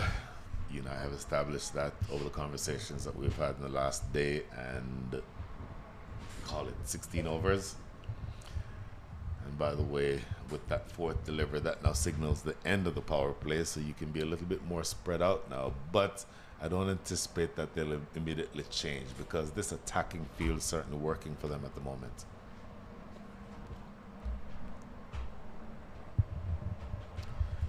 I've always wondered how the umpires umpiring test matches do it, because that is a long day of standing out there. And not just that, but you've got to concentrate on every single delivery. 90 overs worth. I was saying something similar to a fellow commentator in a recent tournament I was working on. If you, let's say you're a fast bowler, in a test match, in a typical day in a test match, you can expect to bowl, let's say 20 overs, right? But in 20 overs, when you're not bowling, you're down at fine leg, or you're essentially being able to take mental breaks every once in a while. Oh, this is not the most effective ramp shot. Well, got fooled, didn't he? Just played that shot a little bit too early. But just to finish that point, end of the over, 21 for 4. In fact, let's take a look at this replay first, because I think it gets through that scoop shot a little too early and ends up wearing the cricket ball there, right in the neck. Abhishek Paradkar will know that it's a little bit difficult to digest a ball that's 3.4 ounces, and he will not want to play that shot again, I don't think. And speaking of left-handed fast bowlers, here is yet another one. Stephen Wigg will take up the attack. But to finish that thought, as an umpire, 90 overs, 540 deliveries, you have to be mentally switched on for every single one of those balls. It is a really, really hard job. And I cannot express how what you just said is accurate, because let's say I didn't understand how somebody like David Shepard, for example, God rest his soul, who is, when he was umpiring, he was in his middle 60s. I find it more difficult to umpire just physically than I did when I was playing, because it is not only a physically taxing job, but mentally you cannot take a break either. And so it is, your point is exactly right. Umpiring is extremely, extremely hard. 2 straight and helped for 4 more. Not the start that Stephen Wigg would have liked. Stop me if you've heard this before. If you're 2 straight, left armour over the wicket, you have to be outside the line of off stump. Anything that is going toward the pads is meat and drinks for the batters. And you know what? Let me check that comment, because that's actually not as straight as I thought. If he misses that, he's out LBW. So that's actually pitching on the line of leg stump. But it's an aggressive shot. Saideep Ganesh knows that he needs to get on with it. His team is falling behind on the required rate, so that's a good shot to start. Stephen Wigg still, though, wants to be outside the line of off stump. Like there. Better delivery. Drawing the batter forward as well into that drive. Now, he did have a really good MLC last year, didn't he? He did. He's always been one of my favorite bowlers. Let's take a look at this replay here. Where did this ball pitch? Oh my goodness. Right there, probably 2/3 of the ball pitches in line, 1/3 pitches outside the line. Oh my goodness. Getting back to live action here though. This is an overstep and a free hit coming. Stephen Wigg not having the best of starts to his spell.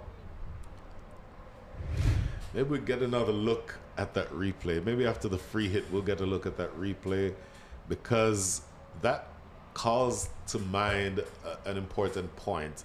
Left armor bowling over the wicket to a right-handed batter, or a right-hander bowling over the wicket to a lefty.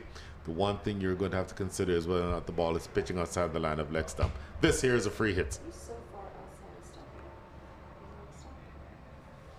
That is a lovely shot. It was a free hit, so you can have more of an enterprising approach, but he still have to put it away. That goes away for 4.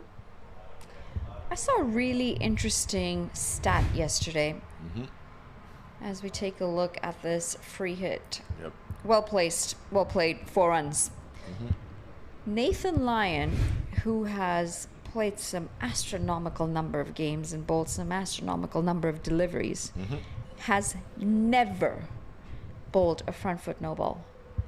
Never. Nathan Lyon is a great bowler. Nathan Lyon is a spinner. Yeah. I'm just saying, it's a really cool stat. The great Michael Holding has never, I wouldn't say never, has bowled an astronomically small number of no balls for his entire career. And his run-up started from Outside the ground. 85 yards away. He's running in from the stands. So I am much more impressed with a minimal number of no balls bowled by Michael Holding and a minimal number of wides bowled by Michael Holding than Nathan Lyon. Thick outside edge, unlucky for the bowler. And that's going to bleed away for 4 more. Expensive over from Stephen Wigg so far, with a delivery yet to come. This one, I do not fault him at all. That's a genuine top edge. Flies away over the cordon. Maybe again a moral victory for the bowler. He did induce a false shot. That's a top edge. And another day that settles into the keeper's gloves. But the line for me is the most important thing. That last ball, there you see, top of your screen, you saw Smith Patel applauding, because that's the type of ball that he wants from his strike bowler. Pulled away. There is a fielder in the deep. It's going to be just single to end a 14-run over. 5 overs gone, 35 for 4. I've got to try and find you this stat, this Nathan Lyon stat, because I know you say you're not as impressed, but I am very impressed by this, and I'll tell you why. Because Because run up is like 3 yards. So. it doesn't matter. We see spinners all the time bowling.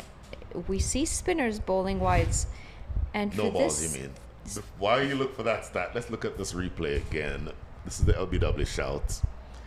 Now, the difference here, oh, this is really close. Honestly, if I am the umpire who is the third umpire giving the decision on that, I probably overturn it and call it out. Now, having said that, it's not an easy decision to make in real time. And again, as an umpire, you have to be thinking, is it pitching on? And the first thing that you're thinking as an umpire, it's a left-handed batter, he's a right-handed bowler, he's bowling over the wicket. Every chance that that ball is pitching outside the line of leg stump. At least some of the ball there is pitching outside leg stump. So that's why, in my mind, that was given as not out. okay, ready for this? I'm so ready for this. Okay. 14 years, 34,832 deliveries across 141 test matches. These are He has huge not numbers. bowled These are gigantic numbers, but a he is single spinner. overstepping no ball. His spinner bowling from right here. It's from here to that table. Nathan Lyon. That's nothing. His run up. I would agree with that. Impress me with a bowler who is able to. If you have a single bowler a fast bowler who goes through an entire season without bowling a no ball, that is more impressive than Nathan Lyon bowling for 141 tests without a no ball. Okay, serious question. Yes. Do we see spinners bowling no balls? We absolutely do, which is So- just, it infuriates me. Yes, but it happens. The reason why it infuriates me is because it should not happen. Your run-up is a couple of yards. There's no reason for you to overstep the crease if your run-up is that short. But it happens. It absolutely happens. Which is exactly why this stat is so impressive. That's why I'm not at all impressed by that stat, because it's not supposed to happen. You're giving credit for something that should not. You don't need credit for technically, that. with that logic, even pace bowlers should not be bowling no balls, because let's Not at face it, all. you are marking your run up every single time that you start a game. The You big should know your difference run up. is you are sprinting in from 25, 30, 35 yards away. There is much more of a chance that you might overstep if you're running in like that. If you're a spinner who's trundling up and turning your arm over, zero reason why you should ever bowl a front foot no ball. Zero. That hill I'll die on, Manada Patel. To those of you spinners following this action, I'm with you. And I am impressed by that stat, because that's a lot of deliveries.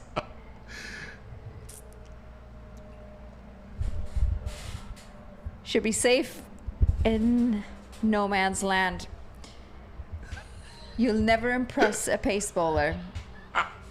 I would not go that far. There are several things that a spinner does that I could never do, and I greatly am appreciative of the skill. But not being able to bowl no balls is not one that you should get credit for. Let's take a look at this.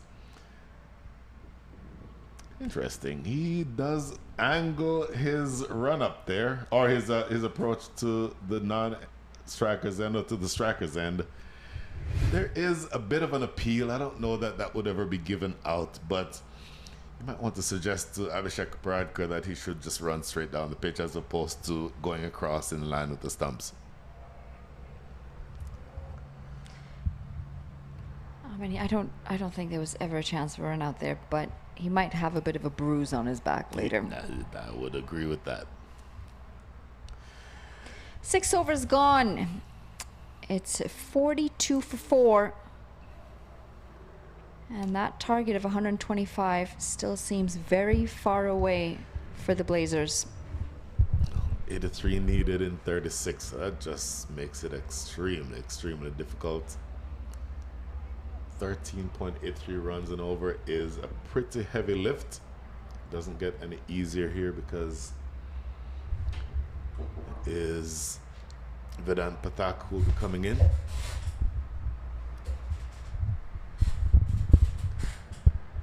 Oh, that is a brutal strike. Down the leg side, and he helps himself to 4 runs. It's an excellent shot. Keeps nice and low. It's just helped along the way. You note how many times that when the batters are too straight, when the bowlers are too straight and the ball is going down the leg side. Look at this. From that line, there is so much evidence to say that you need to be bowling an off-stump line. That happens when you bowl an off-stump line. The ball gets punched down the ground for a single. When you're too straight, you give up big hits all around the world. All around the park. Wow, it's this pretty small world that you talk about. I was reading something else at the time. I don't multitask as well as I think I did. I'm not going to say anything to that. Keep it closed. Keep it closed. Multitasking is a skill, though. A very important skill. Let's just say there's so many different thoughts in my head right now, most of which have nothing to do with cricket. Unlucky for the bowler. Not the best of deliveries, though. And just a very thick outside edge for this to run away for 4 more. Yeah. Maybe just a touch of width. Can't necessarily blame Vedant Pathak with that because he's bowling outside the line of off stump and he does induce the edge. That is certainly off the edge. But when they say go after it, if you go after it, you go after it hard. And that's why they say that. Abhishek Paradkar cashing in on just a ball maybe just maybe 2 stump widths too wide, and he gets 4 runs.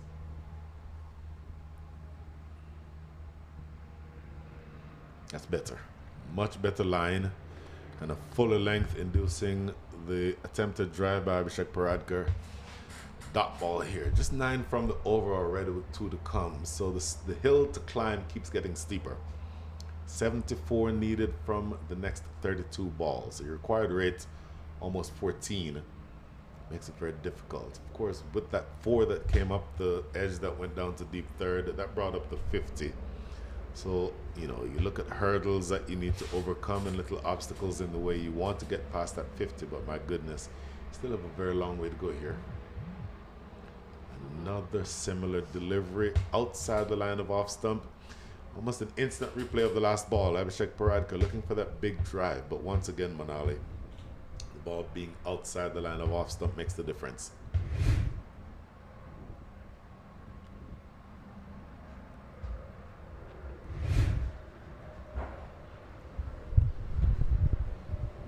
Required run rate 14.32. That is a tall task from here on. And they're going to need a couple of massive overs to just try and reduce that pressure. Oh, he would have been gone. He would have been gone by a mile. That is very lazy running. You've got to be better aware in a game. This is me taking up for Abhishek Paradkar. He gave up because he had, regardless of how fast he was running, he's gone by a mile if that hits. So even if he's diving, that dive would have come in well after the ball would have hit the stumps. So he essentially gave up because he knew that there's no way he'd have made his ground. You have to start taking chances if you're going to overhaul 14 runs and over. And maybe that was their decision to just, well, it certainly was their decision. Maybe they've chosen to be more aggressive running between the wickets. To your point, had he dived, he would have made it. Maybe he would have had to do laundry. But either way, if that hits, he's gone by a mile. Whether he's jogging or sprinting.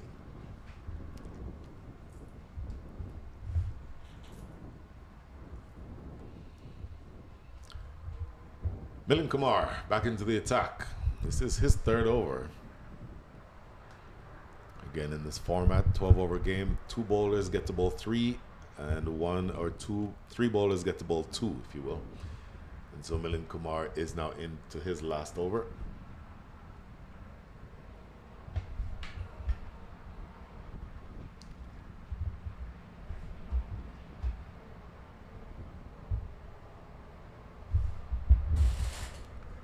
Catchable. Oh, just falling short. Stephen Wigg down at the boundary. Oh, a direct hit. As they say, it's all happening.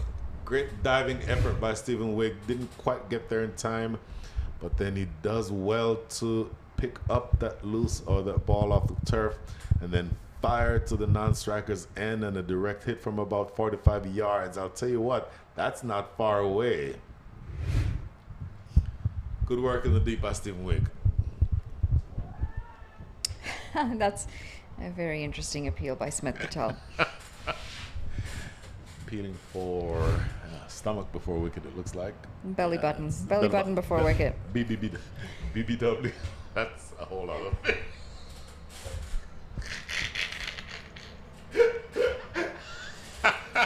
I'm ready to wait the square. Play it to square leg for a single.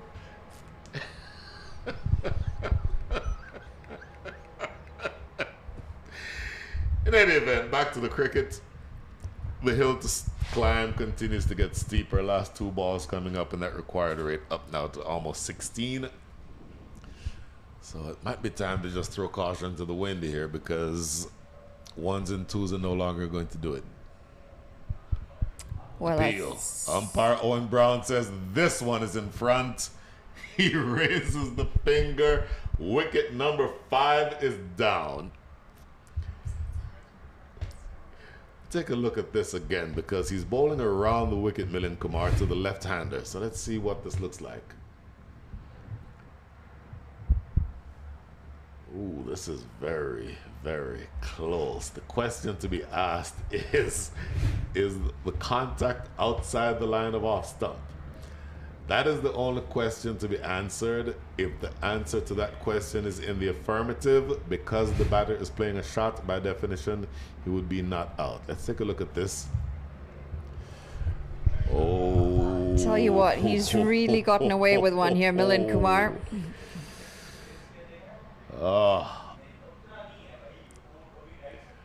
Yeah, we again have the ability to slow this down and look at it 3 or 4 different times. I think if umpire Owen Brown looks at that replay, he will probably, this is outside the line of off stump.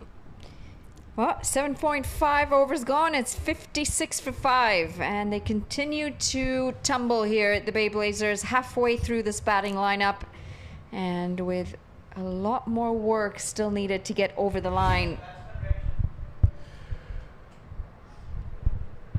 Look at the reaction of the batter here. Thinking, oh yes, that's exactly what Abhishek Paradkar is saying. It is outside the line of off stump. Back to live action. The last ball of over number 8 is a single. Vikash Mohan will keep the strike side. Ganesh 28 from 19 as the non-striker, but big picture, Milind Kumar has taken another wicket, and the Bay Blazers slip further and further into obscurity. 57 for 5.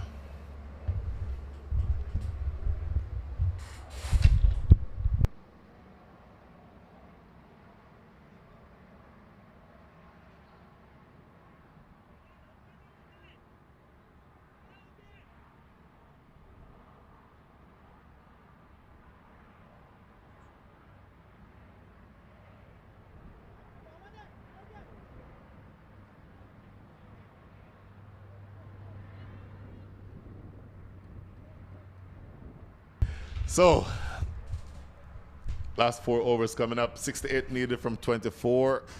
Around, when I said around, I mean A space round. 17 runs per over needed the rest of the way.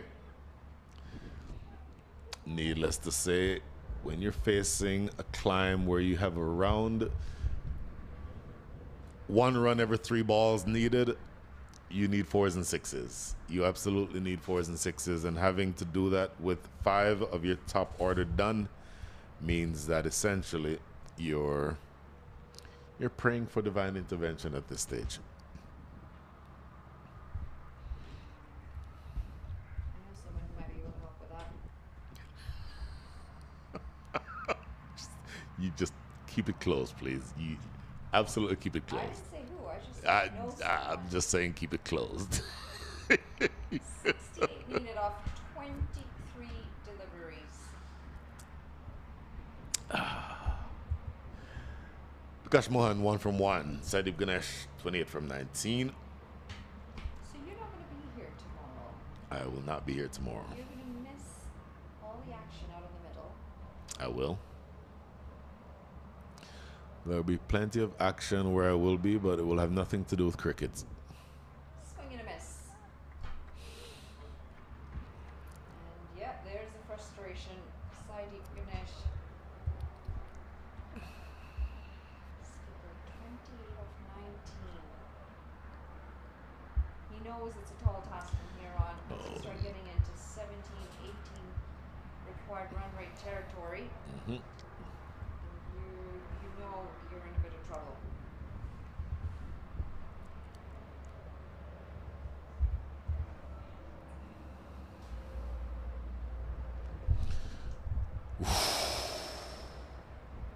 That's going to help.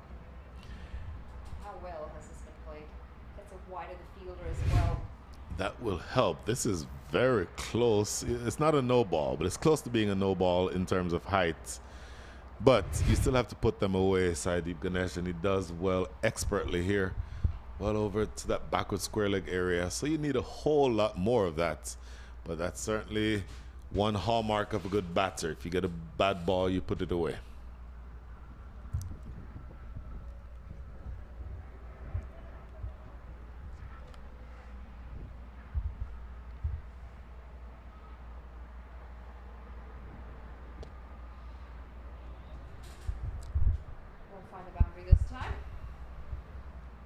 will get across for 2 runs. Oh, make that 3 with the overthrows.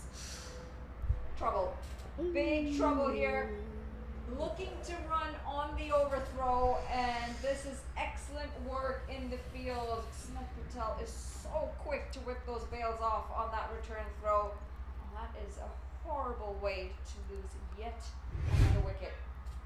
That should have been 1. Because on the second run, that easily could have and likely should have been a run out. If this is collected, that's probably out. But then here, Saideep Ganesh just kind of jogging to the non-striker's end. But at the striker's end, Smith Patel with the collection, and he finds the runner short of his crease by a fair distance. So that is the end of Vikash Mohan. And they continue to struggle here. The Bay Blazers are going to go down in a heap here at the Prairie View Cricket Complex. Say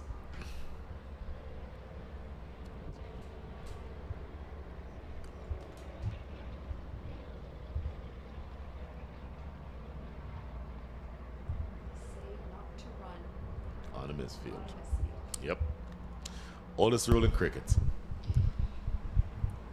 Don't run on a misfield, and that's exactly what they've done, and have lost a wicket. Good thing though, they've still got the skipper out there, Saideep Ganesh, 36 off 22. I still think 1 decent over could completely change this. It is 66 for 6, by the way. It's a very devilish score that you just highlighted. Thank God you just got the single to get off of those numbers.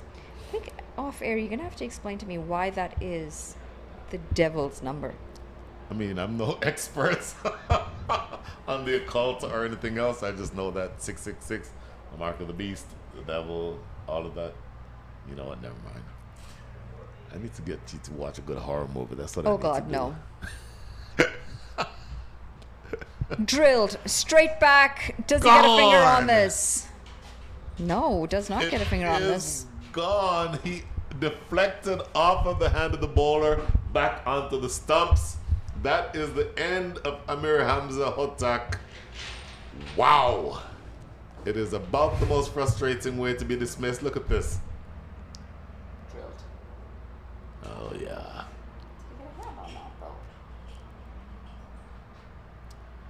We're obstructed from view of his hand at the point where the ball is passing it.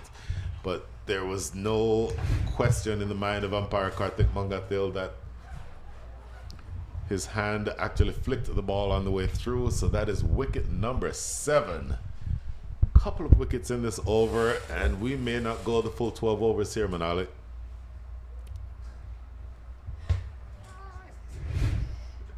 Let's do it. See if we can take a look at this again from this angle there.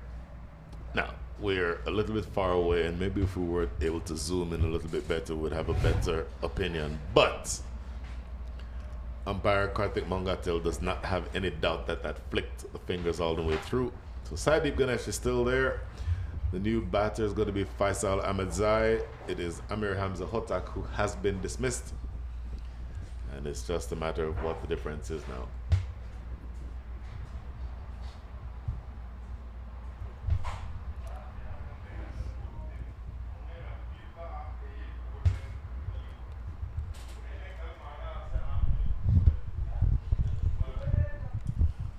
Reversed. Straight to the skipper. As they pick up a single. 67 for 7. Total day and night batting compared to yesterday from the Bay Blazers. Consistency.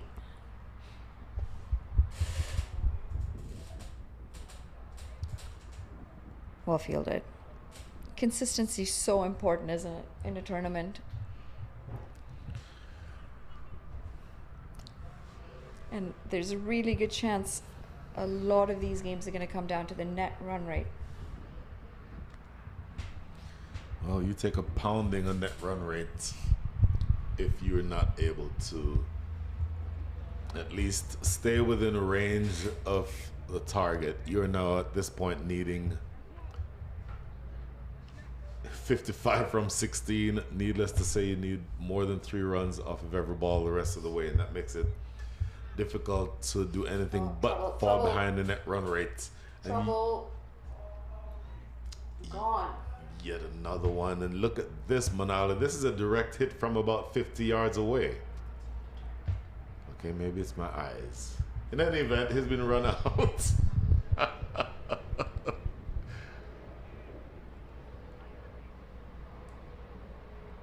So that is 8 down, Manali. It's not the way you want to tumble on wickets. No. Running between the wickets, basics. And this is great work in the field. Swept away. Should have stuck to the single. They were running both runs hard, but take a look at how quick Smith Patel is behind the stumps. So, in my defense, Smith Patel, you're looking at the screen, I'm looking at the live action. I was shielded from exactly what happened. So, it did look from me like it was a direct run out, or a direct hit. But either way, it's a run out. 71 for 8. You are into the 10th over. By goodness, this is just gone pear-shaped for the Bay Blazers all of a sudden. It's the captain, Sadeep Ganesh, who has been run out, I believe. That is 3 wickets in a row that have been, or that have come in the form of runouts. Bikash Mohan, Amir Hotak, and now Sadeep Ganesh.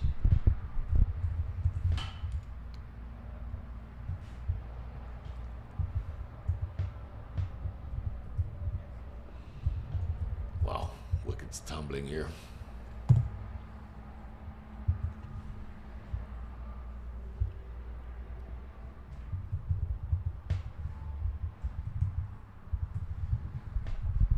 It's pretty good. It's a pretty good showing of their reliance on their opening batters as well, isn't it, for the Bay Blazers? Mm-hmm. They need at least one of their opening batters to get them off to a decent start. Because the batting's looked a bit weak after the first 3 batters on the lineup. One thing to consider too, because of the dominance of the top order yesterday, the middle order really got no time in the middle. And so, you know, you're not necessarily match ready from that perspective. Looking for 2 here. Nope, not gonna happen. So you've gotten to the point now, 10 overs in, 74 for 8. Is there a way for you to manufacture 51 runs from 12 balls? I think winning from here on is going to be very difficult. But like I said, there is a chance that some of these games will be affected by net run rate. You want to try and get as many on the board as you can.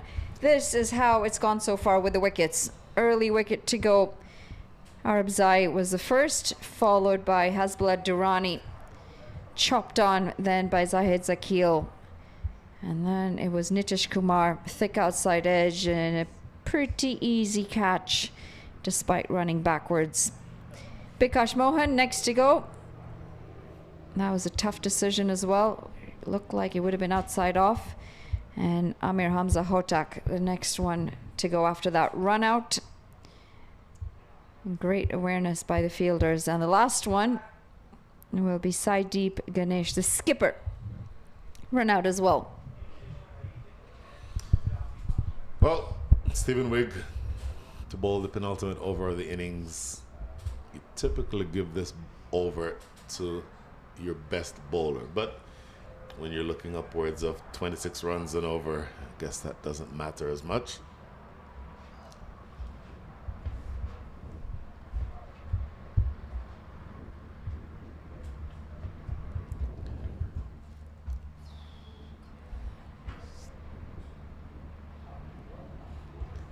Well, let's see what happens in the next 3 overs, or the next 2 overs. Yes, you're essentially going to lose this match. It's almost predetermined at this stage, but you don't want to take as much of a pounding on net run rate. So do you see how you can manufacture a way to get maybe 25 or so runs in the next 2 overs. That gets you a little bit closer. Yes, you lose, but the effect on the net run rate calculations does not hurt you as much.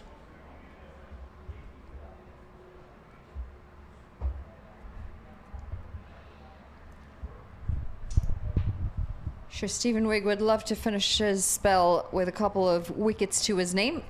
Expensive first over, 15 runs coming off of it. Try and turn things around.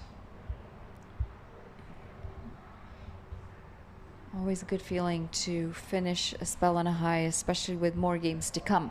Mm-hmm.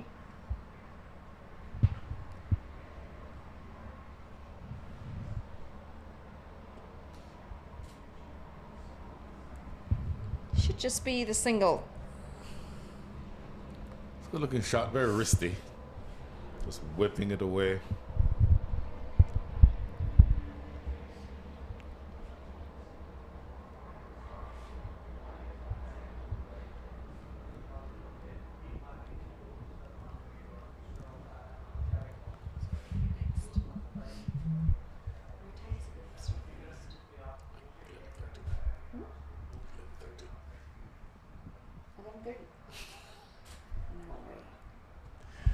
Oh, he would have been gone. Needed a direct hit on that.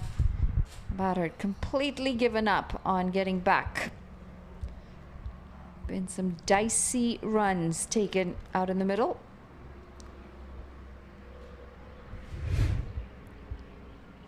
This is a good throw. Just needed to find a little bit of ball on those stumps.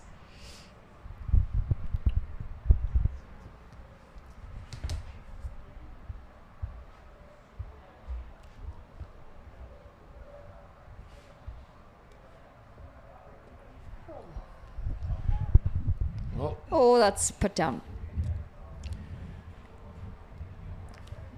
Never nice for the bowler. No. Fair to say the intrigue is gone out of this game, Manali.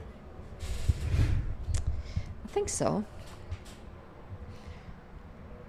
Very full. Does very well to actually get it as far as he did. Yeah, but this should have been taken. That. Milind Kumar does not put very many down. That's surprising to see that happen. Stephen Wigg's like, you just took a wicket away from me. Exactly.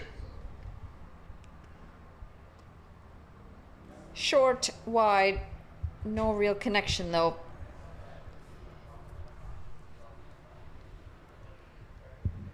So this game almost done, but when we start the next game, Brian, you've got to tell me if you've played any other sports growing up. The only sport that I ever represented my school in Jamaica, football, soccer. My high school in Jamaica did not have a cricket team. So as much cricket as I loved growing up, I only played socially because my high school did not have a cricket team. Oh, that is some shot. And that is straight into the hands. Tried to bring a bit of the helicopter into it. And this time the catch is held on, and that's going to be the 9th wicket. Stephen Wigg does pick up a wicket to his name. Interesting because he goes back onto the back foot and plays a shot down the ground. I think if he plays this on the front foot, it goes the distance. But he's back on the back foot, and he tries the helicopter shot. If he steps into that and plays it over extra cover, he gets more of an effect from that shot. But there's a reason maybe why he's batting toward the lower order as opposed to being a top order batter. At this stage, it's just a matter of knowing what the final margin of victory is going to be. 79 for 9 at the end of over number 11. A small matter of 46 runs needed from the last over.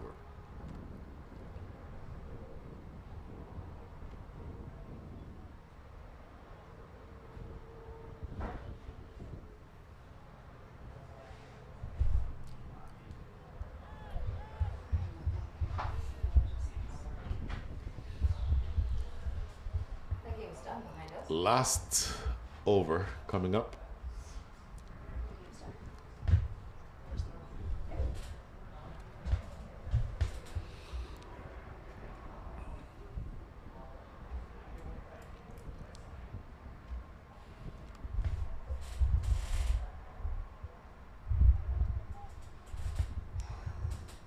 So as you get to the end of this game, Manali, you would have seen at this stage several of the teams that are playing in this tournament. Who has impressed you so far? It's hard to say that any single team has impressed because we've seen, take the Blazers for example, we've seen a very strong side in them yesterday, and then today it's completely different.